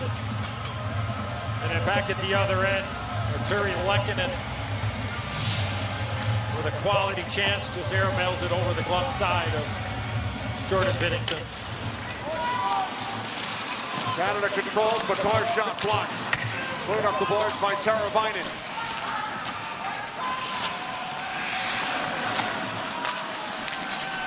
Shot 23-11 Canada, but they trail by a goal as Celebrini shoots in.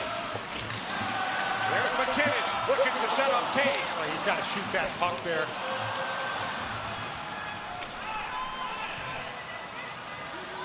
Finland goes for a change. Harley with the puck for Canada. Now Tom Wilson. Marchand couldn't tee it up. Puck cleared out by Lundell. Forlos Marina. Here comes Anton Lundell. Gains a step. Oh, Binnington got a piece of it.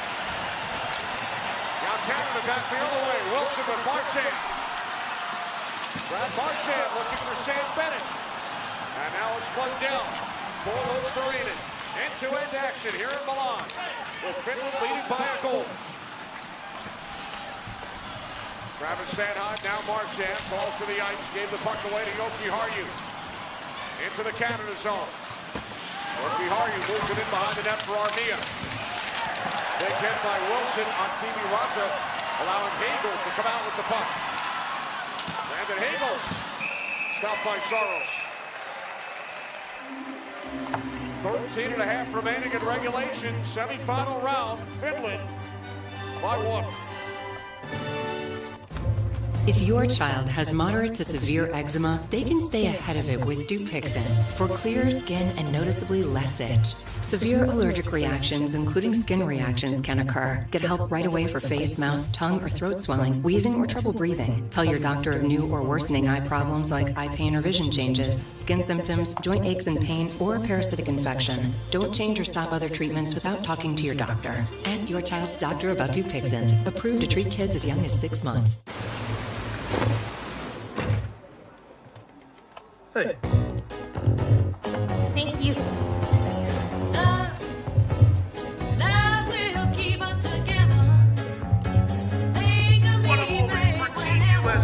You want to watch? Look at this. For 2 weeks, we're all on the same team. Comcast NBC Universal is proud to bring the Olympics home to America.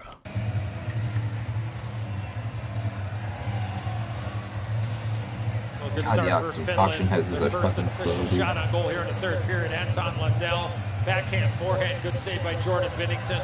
Want to go back to play. Nathan McKinnon gets this puck here. I think he's thinking about passing here, but I'd like to see him just take this thing right to the net or shoot it. And he kind of gets in between. One extra stick handle and the play just disintegrates there. So just that slight hesitation by Nathan McKinnon took away a possible scoring chance, or at least funneling the puck towards the net on UC Saros. McKinnon back out with McDavid and Celebrini. Makar and Taves. John Cooper loading up his superstars once again. McKinnon and Aho. Canada controls. Makar in behind the net. Ristolainen for Finland. Kept it away from McKinnon. Now McDavid comes over. Ristolainen up the board. Puck played by Taves. Now Makar. Now Makar. Towards the net. Saros got a piece of it. Lehkonen carries the puck out. 3-on-2. Broken up by Taves and then knocked down by Celebrini. Excellent back together by Connor McDavid there. Come all the way back. Force a quick play and it stopped right in between the red line and blue line. Here's Aho. Finland makes a change, coming in 1-on-3. Aho works the puck around, and now Celebrini over for Canada. Held in at the line by Heiskanen. Now Devon Taves, under 13 minutes remaining, third period. Hagel moves it into the Finland zone. Hagel on the ice with Horvat. Here comes Reinhart. Sam Reinhart has the only Canada goal. Got by Theodore. That one broke the stick of Rope Hintz. He heads to the bench for a new one. Teravainen Puck knocked away by Reinhardt. Flipped back around by Sanheim. Knocked out of the air by Lindell. Chased by Heiskanen. Beats Hagel to the puck. Now Reinhardt settles it down for Sanheim. Back behind the net, Bo Horvat of the New York Islanders for Reinhardt. Hagel's been really good in this period for Canada. Now it's Theodore with a shot, and that's gloved by Saros. Just under 12 remaining. Well, UC Saros has been very good for Finland in this game, but for Canada, it seems like the game plan is to go high on it.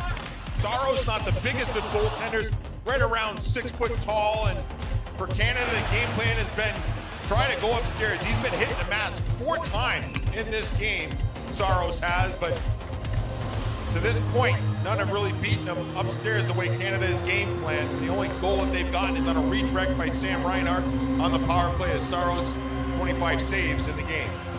So Bush, as a goaltender, if they frequently shoot high early on, do you kind of anticipate it throughout the rest of the game? You know it. You know that that's what they want to do for sure. And I think for Saros, if he can get to the top of the blue paint, there'll be less room upstairs. But he certainly does not seem to back down from those shots going right by his noggin. He's using his head to make saves, and, as well as other areas of his body as well. Ristolainen clears the puck down. No icing. Bennington will settle it down for Harley. Shots 26-12 in favor of Canada. Finland only has 4 since the start of the second period. Here's Suzuki with Stone and Marner. Marner with a drive. The save by Saros. Puck knocked down by Harley. Now Marner had it stripped by Kakko. Kakko for Finland with a shot. Missed the net. After the great play by Suzuki to Marner. And a great read there by Saros. Now it's Harley. Marner, and across the line. Marner moving it back around for Suzuki. Down to 11 minutes remaining in the third. Canada trailed in the third period of their last game. Canes with a blast, and Saros keeps that one out. Now Stone, out for Harley, a shot, and that goes wide to the right of Saros. He never saw that shot. The shot by Harley. Not sure if it was Mikkola standing out in front of him, but a little push here by the Canadians. I think it was Ristolainen, Ed. Okay. Good read here by Saros off the rush. He beats the pass, makes the save here. Broken play. Look where Saros is. He's waiting for it. It looked like Marner and Ristolainen were in front of Saros on that last shot that you spoke of that he never saw. The big line back out. McKinnon. McDavid celebrating. Here's McCarr. Now Connor McDavid towards the net. Blocked off by the stick of Rantanen. And cleared by Lehkonen. Finland goes for a change. Here's McCarr back across. McCarr with a shot. It's the net. Celebrating. Over to play the puck for Canada. Now Nathan McKinnon with it. Cross ice. Broken up again by Rantanen. Celebrating. Shoots. Just wide. Lehkonen with the puck for Finland. Rantanen falls to the ice. Puck now played by Heiskanen. Bennington knocks the puck back behind the net. Here's McCarr. 2-1 lead for Finland as we hit exactly 10 minutes remaining. Third period in Milan. Here comes McDavid for a streaking Marchand. Marchand looks to come to the inside on Heiskanen, gets the shot away. What an effort by Brad Marchand. Well, you love the mindset there to take it inside.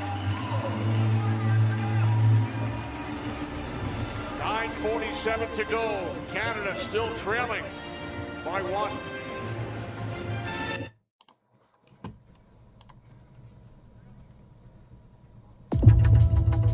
For the United States, if they can peak at the right time when it matters most, that's when they'll be judged. The Americans looking for their first Olympic gold medal since 1980. Let's go. I'm ready to go. Put on the red, white, and blue. Score! Absolutely outstanding. This is American hockey at its finest. Finish him. Quinn Hughes shoots. He scores! Quinn Hughes in overtime wins it. The United States will move on. Coming up later today, Team USA at Slovakia. 3:10 Eastern on NBC and Peacock. Canada trailing by a goal. Win one game, you're playing for a gold medal.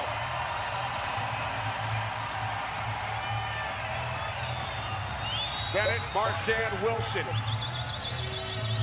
Sanheim, Theodore on the ice for Canada.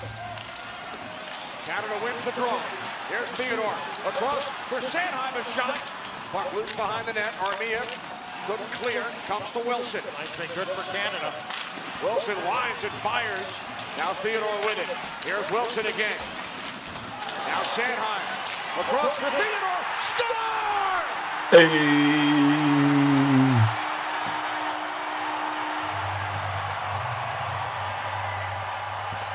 Canada has tied the game at 2. It looked like UC Saros had lost his net.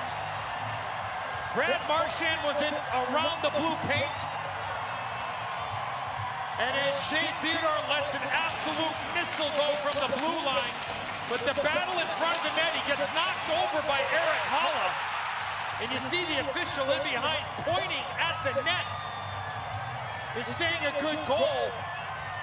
But clearly the contact was made by Eric Holla. And does he have the ability to get back into his position, get set, and play his position? And Team Finland is looking at the tablet on their bench, whether or not they want to challenge here or not. I don't think you can. Too dicey, in my opinion. I thought Holla pushed Marchand into him. Don't do it. Canada was all over him. Looks like Finland will not challenge. If you challenge and are unsuccessful, it will lead to a power play for the opposition. Theodore, the goal. Makar and Sanheim, the assists. Second point for Makar. Canada has come back from 2 down to tie this game. Now celebrating cross ice off the stick of McDavid. Ristolainen behind the Finland net. Under 9 minutes remaining. Theodore only had 8 shifts headed into the third period. And the 5th one in this third period is a massive one for Team Canada. That line has got some chemistry boost. Yeah, I think Bennett, Marchand, Wilson. I think for Marchand, it's been his most impactful game of the Olympics so far. And Theodore's shot, look where it is too. The upper half of the net. Talked about it earlier. They're trying to go upstairs on Saros. This one goes off his shoulder and in, but look at Marchand, right in the hard areas, causing havoc. And eventually the one-timer goal for Theodore. Never got back to his feet either. Nope. Saros, he was down on his knees. He was rattled. And if you're Marchand there and you feel that hit coming, you're falling right into the netminder. You like that. That's a good thing. Now Finland with the puck, shot by Mata. Puck chased down by Marner. Cleared out of the zone, Jokiharju over for Finland. Finland led 2-0 goals from Rantanen and Holla. Reinhardt and Theodore with the Canada goals. There's Makar, who has assisted on both. Puck is out of play, down to 8:08 on the clock. Another look at the goal, the contact, and Saros having to deal with it. By the time he tries to get back and reset, he's not able to. He never was able to get back to his feet.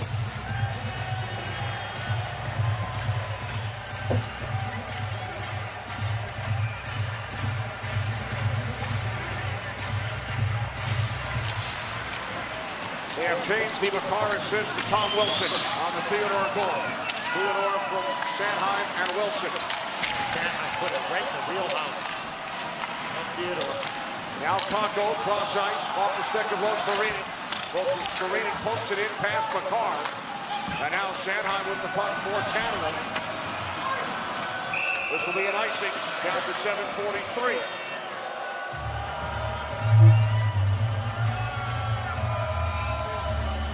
The last 3 games on the men's side in both women's games yesterday all went to overtime.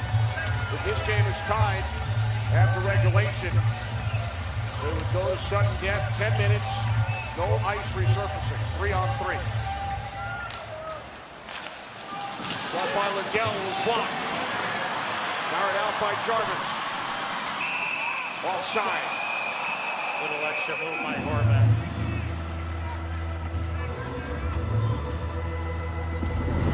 It was later in the third period on Wednesday, trailing Czechia 3-2 when Suzuki tied the game on a redirect for Canada. Midway through the third period, here this one, it is Theodore beating Soros. Nick Suzuki did a heck of a job in that Czechia game. His line mates went for a change. It was 1 against 3 or 4. He was able to win the battle, hold on to the puck, and eventually get that huge tying goal for the Canadians. Puck comes out in front, off the stick of Celebrini. Teravainen clears. Another icing. Finland cannot change.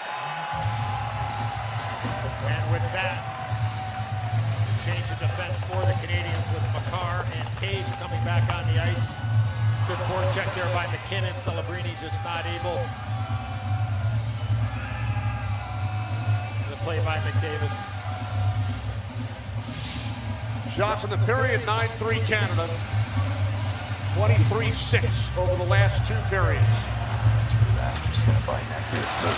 Hopefully it's not crazy stuff. David McKinnon celebrating.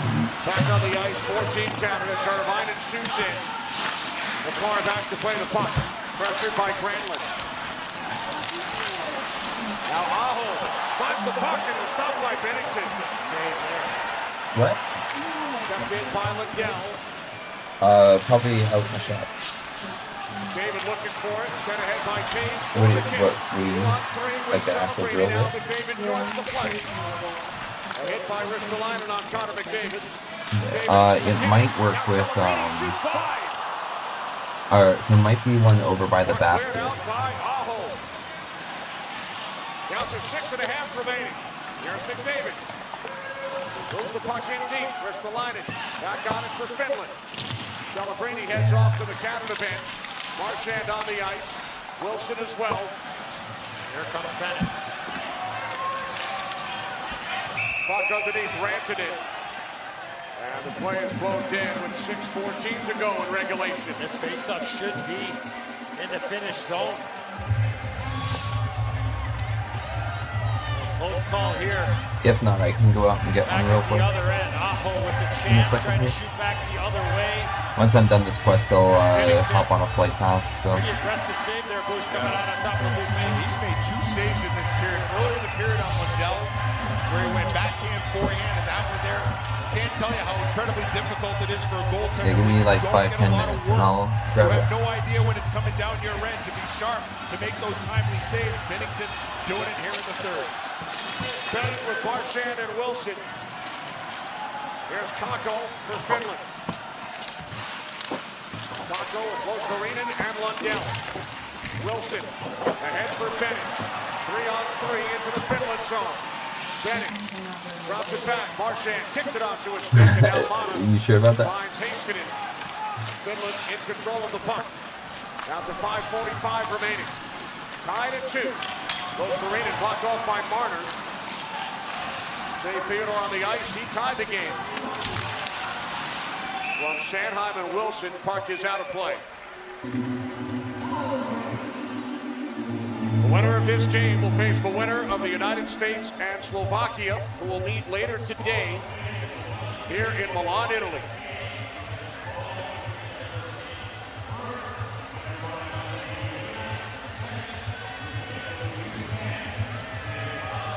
NHL players returning to the Olympics for the first time in 12 years, and we have seen some classic endings over the last couple of days.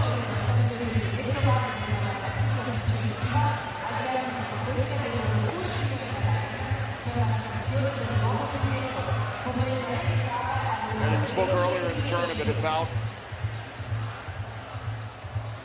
some of these teams and are they among the best ever? And you played in Canada Cup 3 times back in the 80s, early 90s, representing the U.S., going up against players such as Wayne Gretzky and Mark Messier, who are in the building. And Mario Lemieux, who's not in the building, at least to our knowledge, but that's a pretty good starting point there, Bush. I take with any team, right? I'll take my chances. It makes for a great debate, though, that's for sure, between this Canada team and those Canada teams in the past. Overtime on Wednesday, Marner. A minute 22 seconds in. Lekanen for Finland in their quarterfinal round. Went over Switzerland, they trailed 2-0 in the third. And then Quinn Hughes for the United States after Sweden tied the game late. There's Marner. It was the third overtime goal scored by Canada in an elimination game. Paul Kariya in 1994. Sidney Crosby, the golden goal against the United States in 2010. And now, Mitch Marner. Here's McDavid for Makar and drive, and the save by Saros. And that's Devontae's, his partner, looking for a redirect or a screen in front of UC Saros. Set face-off play for the Canadians. 7 red, that's a D-man. He gets a piece of this. The Canadians could have the lead. David McKinnon celebrating on the ice with Taves and Makar. Now McKinnon. Tied at 2 into the right of Saros. Takes down by McDavid. Held up by Ristolainen. Terrific defensive play by the Philadelphia Flyers. Now Binnington up the boards. Next man on is Teravainen. Then McKinnon and now Makar. Ahead for McDavid. Here's Celebrating. Moving it on Heiskanen, waiting for teammates off the bench. Finds McKinnon. Nathan McKinnon out in front, broken up by Granlund. Held in momentarily by Ristolainen, and now McDavid retrieves. Now Finland goes for a change. Here's Harlan. Now Celebrating. Mark Stone over for Canada. Out to the point, Parayko, 4.5 remaining. Here's Stone. Now Marner. Marner with a shot, that's kicked out by the right hand of Saros. Oh, what a save by Saros. Martin trying to get him to move from his left to his right, go back against the grain, but the right pad of Saros. Great pass by Mark Stone there. The patience got the puck to Marner, and then he created. Big up here, but this year. Played offside, now the touch by Lekanen. Exactly 4 minutes remaining. Finally starting to get upgrades for different pieces of gear. In a 2-2 game. Got a couple quests to turn in, and then I'll hit a flight path. On the flight path, I'll have time to one way, shoot back the other run way. around for a second. More times than not, as an offensive player, when you do move this puck and you make that type of move, you get that puck on your forehand, is that you're able to get a little bit more elevation. He just probably got it about 3 or 4 inches off the ice. Was some room over that pad or even up high, top shelf. Give Saros credit. He's kept his team in this game here with the strong second and third period for Team Canada. Hell yeah. Puck held in at the line by Mikula, now out of play.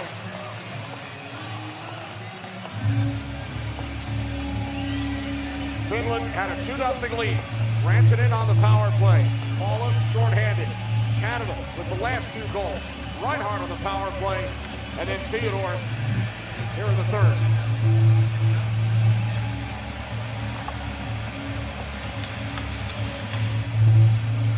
Looks like every other shift for McDavid, Celebrini, and McKinnon. And more times than not when they're on the ice. We got the top pair for Canadians in Taves and Makar. Defensive zone face-off for McKinnon. Controlled by Lundell. Here's Ristolainen. Now Lundell for Finland shoots, and a save by Binnington. The line was Luostarinen, Lundell, and Kakko. Kakko actually had a couple of good shifts in this game and kind of gone a little bit more defensive here with Joel Armia taking that spot with Lundell and Luostarinen.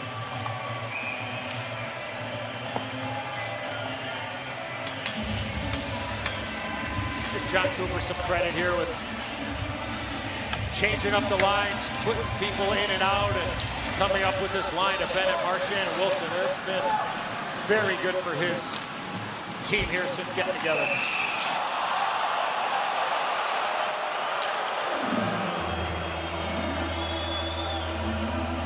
Face-off will come back out into the neutral zone. John Cooper without his captain, Sidney Crosby, today. Connor McDavid wearing the C for Canada.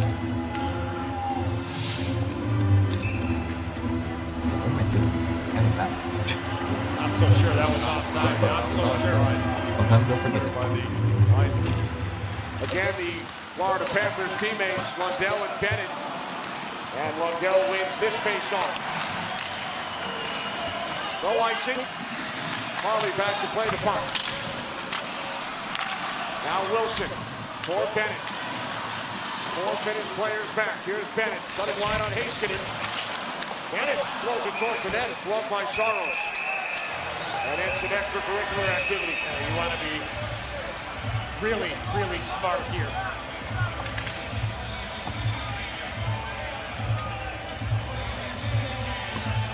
You have to keep the hands down, and you want to keep the mouth going. That's okay. Brad Marchand, he has that ability to talk a stamp off an envelope. For some of our younger viewers, if you don't know what a mailbox at the post office and a stamp is, as Bush would say, look it up on the World Wide Web. Oh, that's my line there, Bush. All right, yeah. You're a little younger. You're a little younger than me. We're all your line.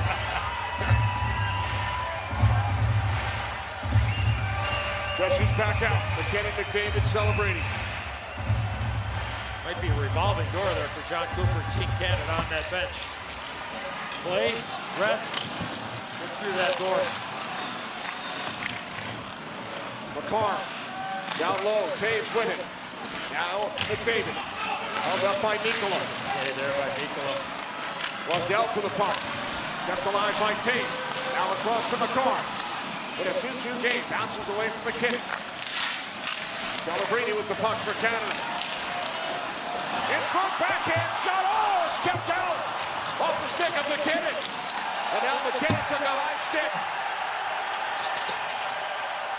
Canada to the power play with 2:35 remaining.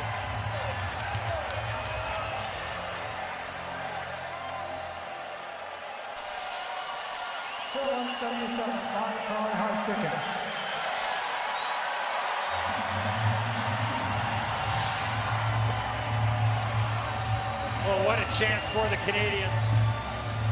Celebrini stays with it. That puck rode up the shaft of the stick and hit the knob of the stick.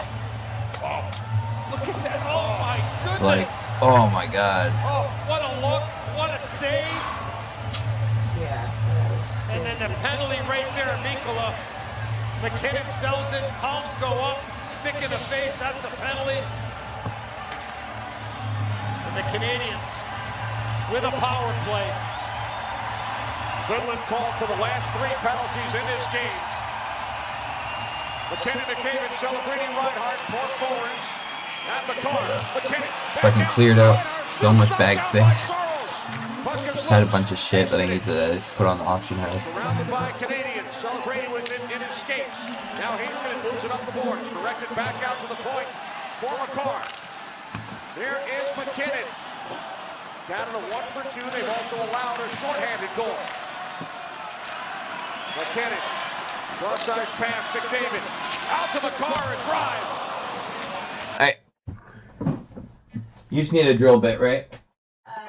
Philip said drill bit. And if you find any more of those tacky. Oh, so like a screw, not a drill? Correct. Yeah, we've got drills down here. I need like a bit.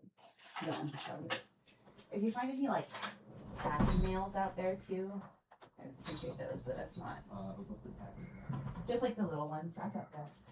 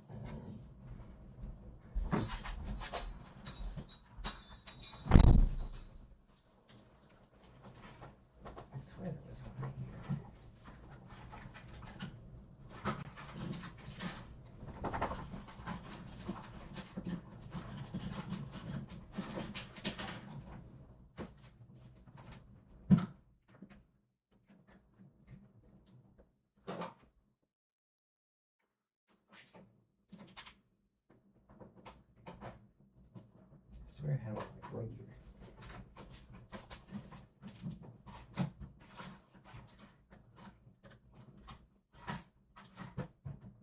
I'm trying to find another one, yes.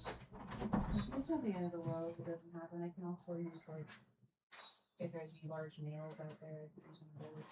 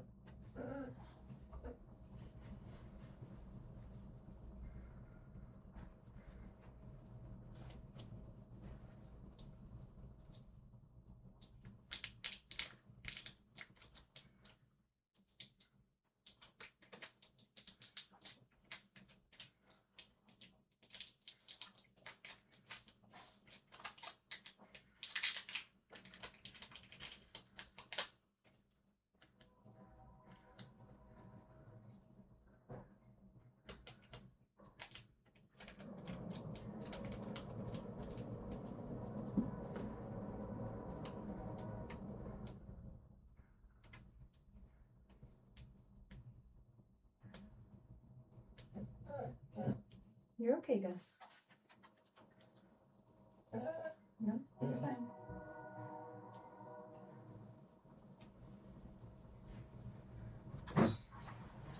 Found a rusted one that might work. It's also panel nails. Yes, perfect. They're thin. Yes. But they're in the 1 inch. That'll work. That's exactly what I wanted. Thank you so much, babe. Like, cute.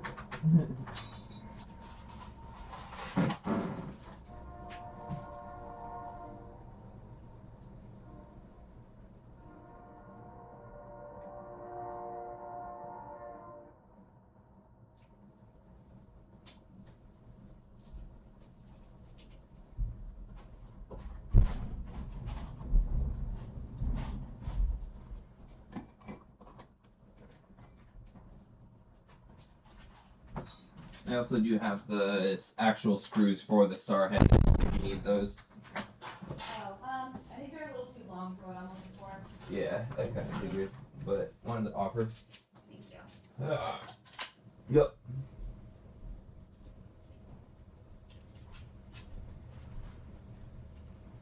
Now I'm just like, I swear I had one. Where is it? You fixated on it Guys, now. can you move, please? Thank you. A little bit. I got other shit to do though, so. Don't stress, babe. Haskinen and McKinnon come together. Celebrini looking for the puck. Lindell over for Finland.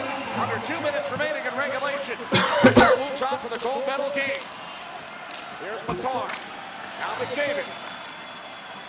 David surveys. Now feeds McKinnon, who fires wide. And the puck counters all the way down into the Team Canada zone, allowing Finland to get fresh skaters on the ice. It's a break for Finland. The puck didn't go on a play because the Canadians might have used their timeout, the rest of their #1 power play unit. Under a minute remaining on the penalty. Here's McDavid for Celebrini. Celebrini back out to the point. McCarr. Now Reinhart. McDavid back out. Now McCarr for Connor McDavid. McDavid, far side, saved by Soros and Celebrini. Puck behind the net, knocked down by Celebrini. And McKinnon. We hit 1 minute remaining in regulation. 25 seconds on the power play for Canada. Cale McCarr with it. Moves in, across, for a shot by McDavid, stopped by Soros. McDavid with it once again. Out to McCarr. Now McDavid. McDavid looking for McKinnon. And Teravainen got a stick on the puck. Penalty time winding down. Celebrating in front off the stick of Hintz. Now McDavid, McKinnon, score! Oh, not damn. Canada got another goal, 3-2 with 35 seconds left in the third period. Damn, dude. Went from 0-2 to 3-2 in like a period. They just came out and they're like, all right, we got to do this.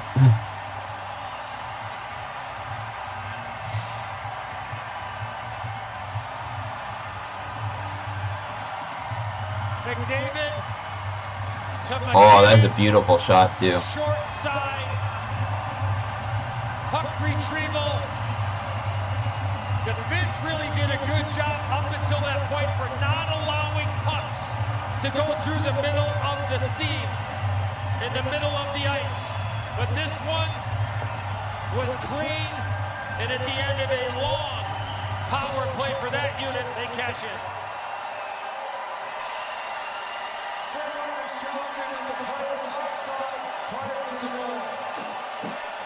Finland challenging for an offside earlier in that sequence. There was a bouncing puck on an entry. It looked funny, but I thought at real speed it was okay. It was when McDavid was carrying it up the ice, he kicked it out to the left. It wasn't a clean entry, but he almost ran into somebody, right? Yeah.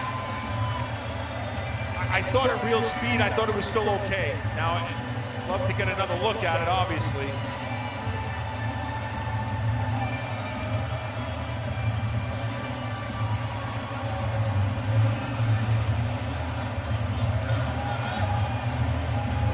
It's right here. They're looking at Macklin Celebrini right here. Is his skate hovering over that blue line before that puck completely enters the zone? That's it. You can't see his skate. If you move it back a smidge, his skate is on there. Now that puck has to be all the way over before his skate can come in. And that's what they're looking at right there. That puck is on. It looks like it's still on the blue, and it looks like his heel is still on the blue at the same time there, Bush. This is so slight to be able to overturn it. I don't think there's anything to tell me that's conclusive that it is offside. It's so close.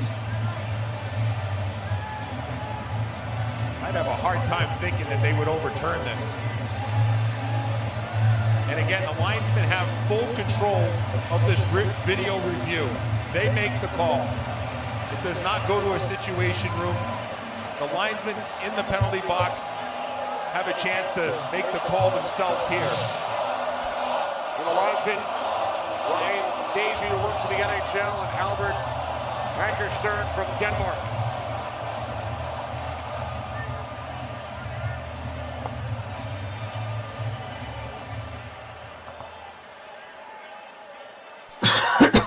After review, the call on the ice is confirmed. We do not have an offside. We have a goal. Finland is charged for the Finland challenge. That's fine.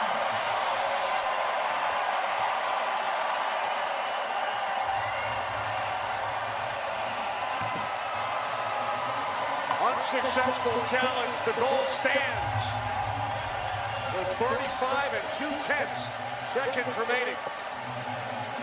It was worth the shot. It was close. And it will be another power play for Canada due to the unsuccessful challenge.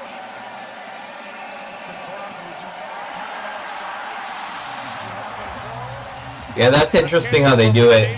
Like, you can challenge, but if you're unsuccessful with your challenge, the other team gets a power play. You get Saros out, you play 5-on-5 here.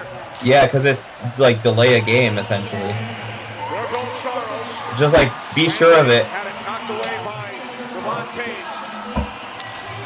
Time running out on Finland, who had a 2-0 lead. Here's McCarr, of course, knocked down by Lehkonen. Where's Puck is into the Canada bench. Down to 17.3. Gotta call a timeout here if you're the Finns. Settle everything down. You got plenty of time here. Yeah, you want to It's a find the 5-on-5 sound, and where face-off, it's like, even though they have the extra like attackers, you can but the hear extra it, it's not attackers like out there high-pitched, because they got the and penalty low, for it's like being wrong more on the like challenge. where they're supposed to. You just want to try to get right, and you go back and forth and try to go right in the middle.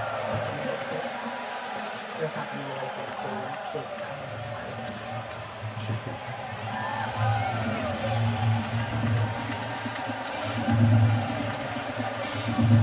have a 6th Olympic for the NHL players. Canada has never won a game after trailing Otherwise, you can use like by at least 2 goals. the drywall hooking thing. They fell behind 2-0 today. 2 goals here in the third period.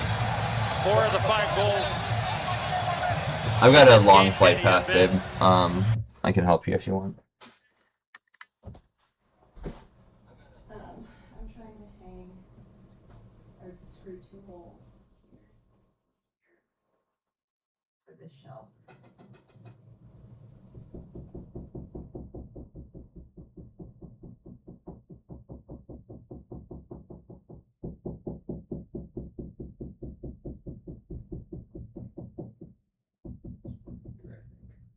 That seems like right by the light though. Exactly. There's usually one right by the lights. Oh, that makes sense. Then it should be 12 to 18 inches, or 12 to 16 inches from there. So.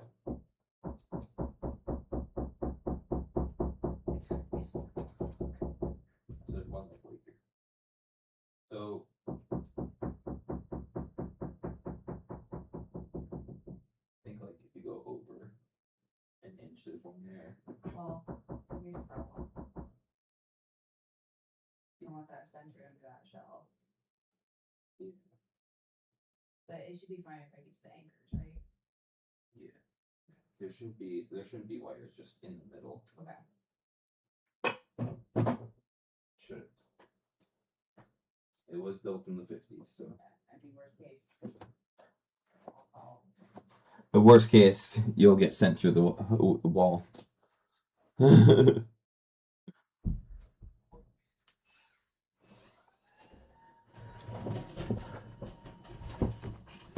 Yeah, just go nice and slow. Of the specialty team variety. And one of them was shorthanded for Eric Holla, Team Finland. Canada with 2 power play goals. And Rantanen with the power play goal for the Finns. 5 skaters on 5 with the goaltender pulled. If Aho can win this faceoff directly to Heiskanen, he's got 2 options. One, he can take it down the wall if he wants, if Lehkonen holds up and goes to the net, or he can look for a quick one-timer on Rantanen. But you got to know McDavid's sniffing out the passing lane here. So Heiskanen, if he gets it, he holds all the cards.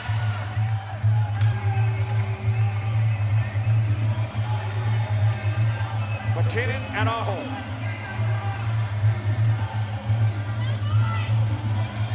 We'll put 3 seconds back on the clock. 20 remaining. Puck at the boards. Comes to Rantanen. Now Aho. Rantanen with it. Puck comes out of the zone. Goes all the way down. Brandon lost his helmet. He has to go to the bench. Down to 7 seconds. Here comes Aho. 3 seconds. Aho stopped by Bennington. We heard a whistle. Zero's on the clock. We'll see if they put some time back on. Sounded like the whistle blew before the clock hit zeros. But it would probably be under a second. There's nothing behind that wall. Yeah.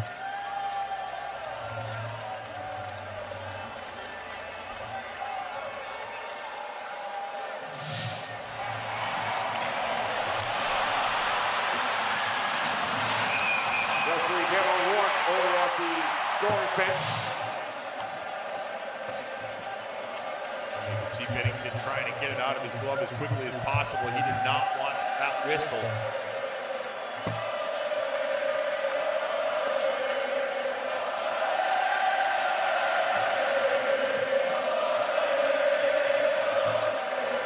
Huge Canadian presence in the building. They've been loud all game long. They have put 1.3 back on the clock. Huh? Face off to the left of Bennington. Perfect. It'll be Bennett and Aho. Sun's out, guns out, right?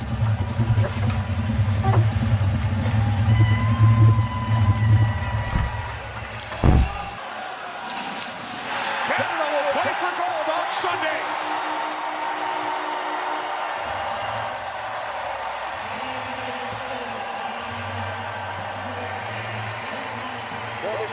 straight game. Canada trailed in the third period. They come back from a 2-goal deficit. It was 2-0 in the second. Goals from Reinhart, Theodore, and the winner, Nathan McKinnon, on the power play with 36 seconds remaining. Without their captain, Sidney Crosby. Canada 3, Finland 2.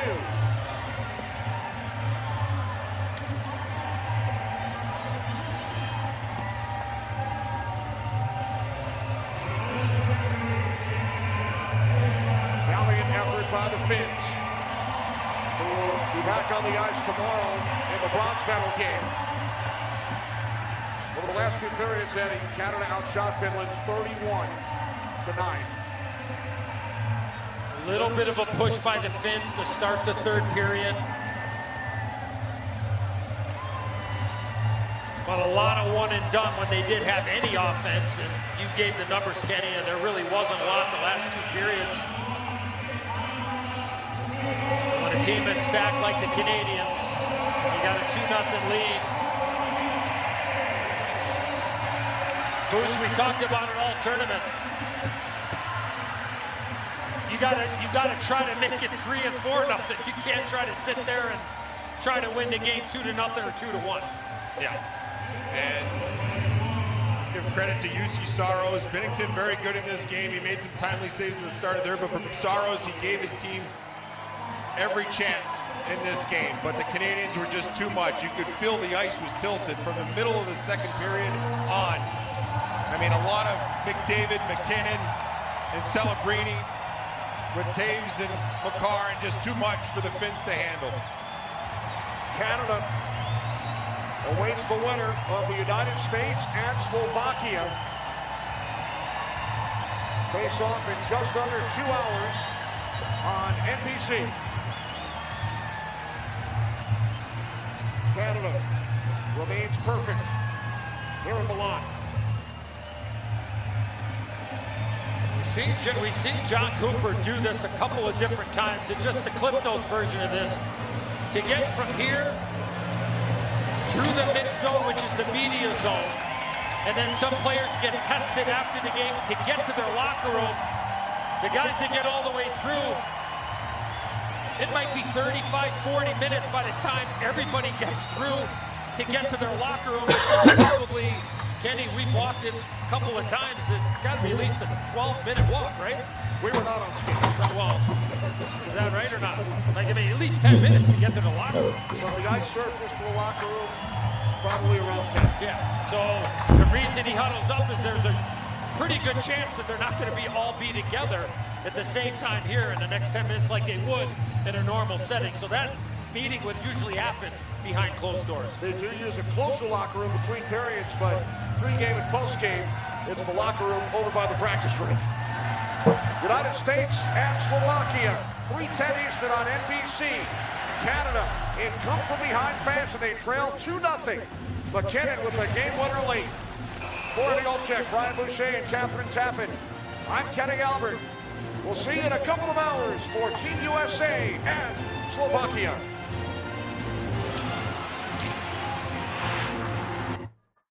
Good game, good game.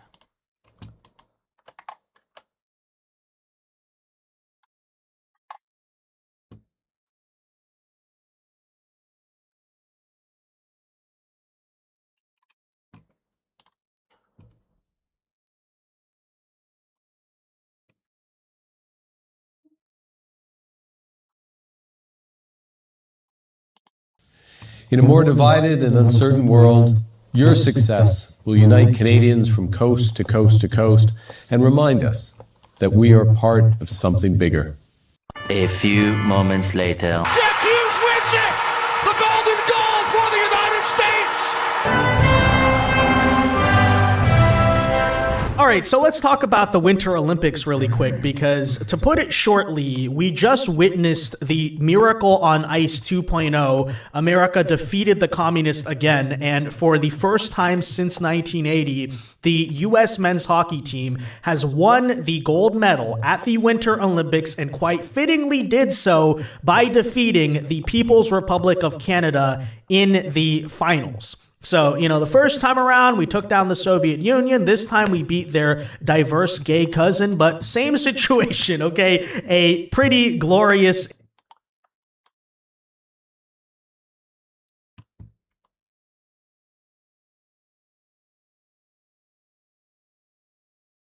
Gentlemen, female gentlemen, welcome to another lore video here on the Nuxtaku channel. Every day we do lore, every single day, all of the days we get lore. And today, as requested by the chat, we did a poll, it was voted for, this is what we're doing, all right? Why Arabs keep losing wars, all right? And a lot of people in chat are gonna be like, oh, they don't know. They don't know why, all right? Now, my guess is, because after 1,400 years of inbreeding, they have the dumbest populations on the planet, and suspiciously enough, all right, think about it just for a second. You got 10 million Jews, all right, living in the Middle East, all right, 10 million Jews surrounded by 2 billion Arabs. 2 billion Arabs, and they can't win. I'm just saying, I'm just noticing something, all right?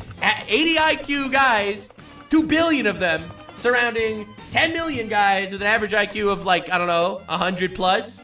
And then, and I'm just noticing 110, right? And I'm noticing that despite the drastic number difference, all right. Anyway, I'm kidding. All right, let's see what the actual historians have to say. Not a retard like me. Why do Arabs always lose wars against the West? Fantastic question. It's an interesting question, but it's. I mean, to be fair, they are winning. They are winning this one in Europe, and by this one I mean. A lot of European countries are retarded enough to just let them in for free, infinite of them. Fair one. Do Arab and Islamic countries routinely lose wars against Western powers? Yeah. The answer? Absolutely. Yeah. Today we can look at Iran versus Israel. Iran has... Oh, this is so sad. 90 million people, almost 10 times more than Israel. Yeah, and Israel took out the entire Iranian leadership and all of their ballistic missiles. That's insane. And Iran's active army is over 3 times larger, not including its proxies. Yet they haven't been that impressive. Hundreds of missiles do minimal damage. Their allies... Look, I'm not gonna lie. This was like radicalizing as shit. I was in Israel during the Iran conflict. I was in Israel at the time, and I remember, you know, they're shooting missiles, you know, and everyone runs into their bunkers, and, you know, just in case, and, you know, thank God most of the missiles are just swatted out of the air. But that's crazy. That's insane.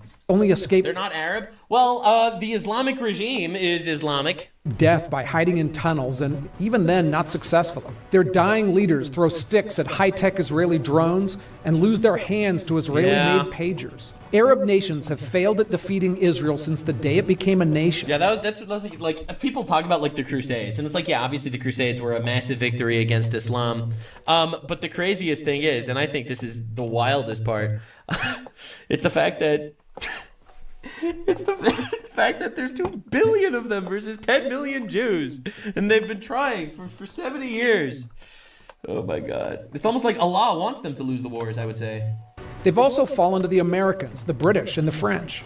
In fact, the last time an Arab army won a decisive war against the West was the Battle of Hattin, when Saladin defeated the Christian Crusaders and conquered Jerusalem.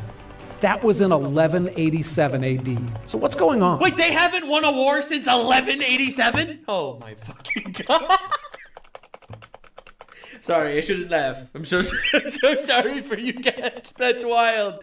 Oh my God, they haven't won a war in 1,000 years. Oh my God. Hey, I'm Ken LaCourte. I do my best to research elephants in rooms and give you straightforward, sometimes unpopular answers. Here, I dug into the cultural issues that make it hard to win. That's not true. They've won wars against each other. Shut the fuck up. It doesn't debunk my point, all right? Now you have 2 cultures with equal IQ that are clashing, okay? So that can be different. In wars. And while I'm not really focusing on economics, those issues certainly affect economies and industrialization. You study the pore texture and the character of his own face and transfer it as much as possible within this new character. We glue down the eyebrows, and then I would start applying with the nose first. Blending an appliance is taking the edge of the appliance and melding it with the skin so that you don't see a transition. Click on that. Oh my God! This is a nightmare. Janet! Oh, Hello, no. Janet! Ergoronic.com. apparently as review bombing may kill Star Trek. Oh, well. Where do I sign up? Oh no. Anyway. As Ryan mentions, this comes from a source article. Would you say it went viral on Twitter? I don't know. Maybe there were people talking about it. It wasn't. Yeah, there were certainly people the artist about got it. a lot of retweets and views. But the source article for this is the funniest thing. So we'll save that for a little later. Okay. From geeksandgamers.com, everybody. Our buddy Marvin, Star Trek artist claims fans review bombing Starfleet Academy could kill the franchise. Don't give me hope. Oh no! It also tells me that we're not trying hard enough. Is that all it takes? I think that face is a thing that can kill Star. The debate over Starfleet Academy review bombing continues to rage, with Star Trek insiders and the mainstream media railing against fans of the 60-year-old franchise who are. It's not 60 years old. It's not. What has been happening since Enterprise is not official Star Trek. So you could say, I guess the original brand is 60, but it has been going for 60 years. 60-year-old franchise who are less than enthusiastic about the latest Alex Kurtzman disaster to hit the final frontier. The finger isn't being pointed at bots, trolls, or some shadowy cabal of angry YouTubers. Hello. It's being pointed directly at the fans. Let's freaking go. So, what fans, by the way? like what fans are left? 5s and 10s of them. Well, this artist, at no point does he say it's going to get good. It might get good, but he doesn't say it's going to get good. It doesn't even say it's going to be popular or care. And he's been making all of the Star Trek. He's been making Star Trek calendars and stuff. I think for him, it is just, if it continues, I might still have a job. I might still get work from them. He has me blocked, by the way, on Twitter. Surprise. I'm going straight there now to look for me. Negative review bombing of Academy likely to end the possibility of shows like Legacy. We'll get to that. As well as put Trek into 10 to 15 years of hiatus, which it honestly needs. Yes. Honestly, with much of the negative rhetoric coming out before the airing of the first episode based on the trailer and stills. It's the point of a trailer, jackass. It's so infuriating to hear this narrative constantly pushed. The reason why companies release teasers and trailers is in order to try to sell you a product. Sure, they want you to react positively to it, but it's perfectly fine if people react negatively to it. Well, yeah, and especially when it's supposed to be the best of the best. And as you remember in the first trailer, they put in the clip, is anybody listening? Listen. It's like one of the most cringe scenes in there. And I'm like, oh, this is your best?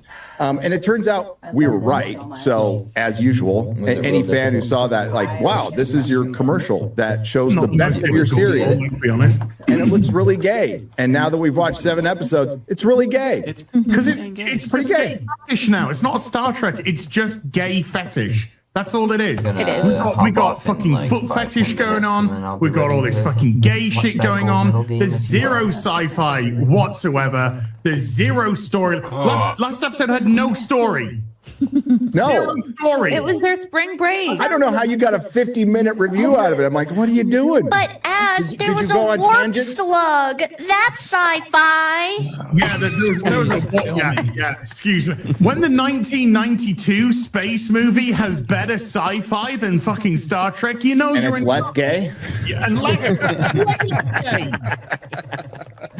Bottom line, this is from, scroll up a little bit. ChatGPT if they asked, hey, what would happen if fans intentionally, essentially sabotage Star Trek Starfleet Academy and no one was watching it? They asked it a long thing in order to get this answer. Bottom line, if fans actually succeeded in tanking Starfleet Academy, the most likely outcomes would be Legacy becomes less likely, Trek TV enters a cooling off period, executives grow wary of the audience, the franchise loses momentum and budget. Good. Well, that's already happened. Notice none of that says improves.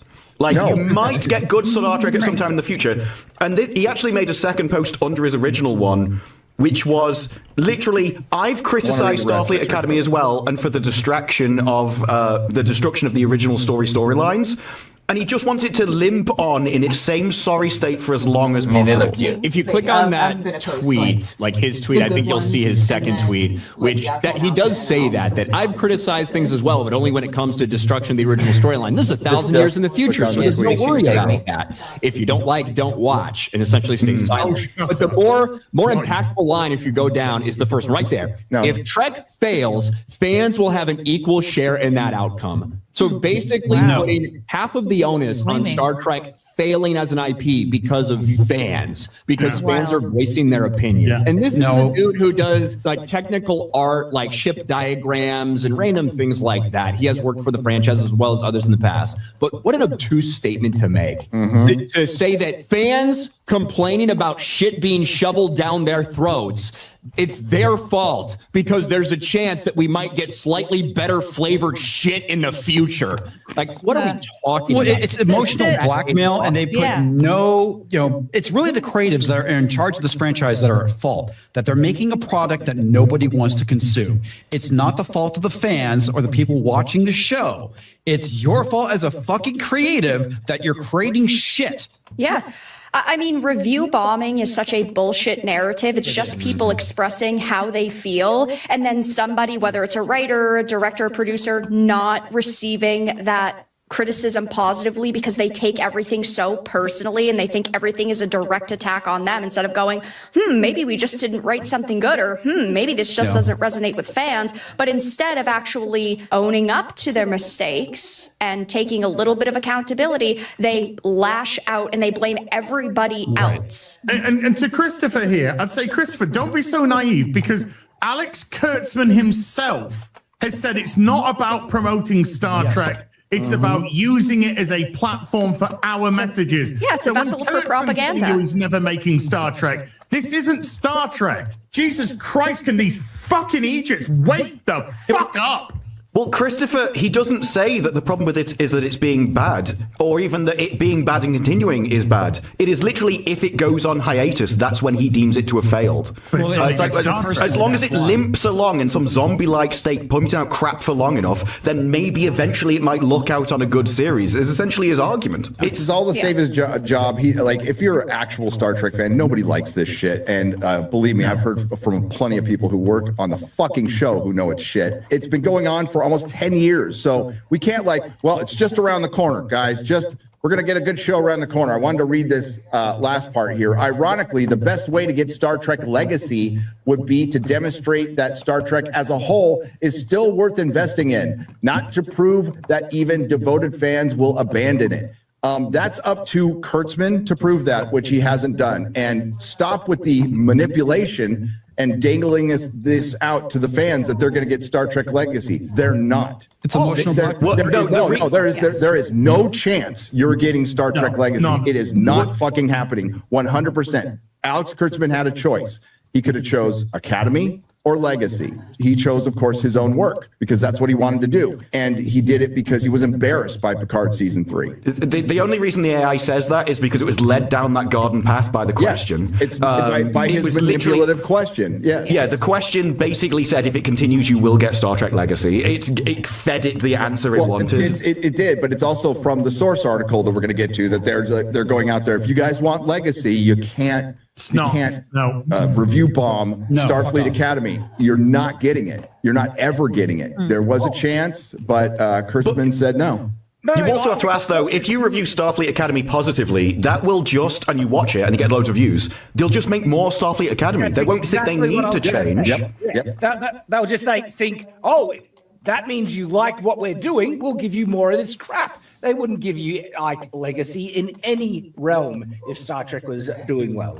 The source article brings up a really interesting thing about the difference between constructive criticism and bad criticism. And the only difference seems to be that they don't like the ones that are a bit too honest with them. You have to sugarcoat everything. You have to care about their feelings. You have to wrap it in a certain way to make them willing to accept it. Fuck them. Is this the one you pulled up, Ryan, where it says one smart fan asked ChatGPT? Yes. One smart fan. But what I would really, truly appreciate, X-Ray Girl, is to click on the picture of Janet Nance, to click on the author. Yeah, click on that. Click on that. Oh This my is- God. This is a nightmare fuel. Janet. Hello, no. Janet. You do Ads, look like don't the whip target it out on demographic screen. of our Ads, don't whip it out on Academy. screen. All right. No, Don't I- whip it out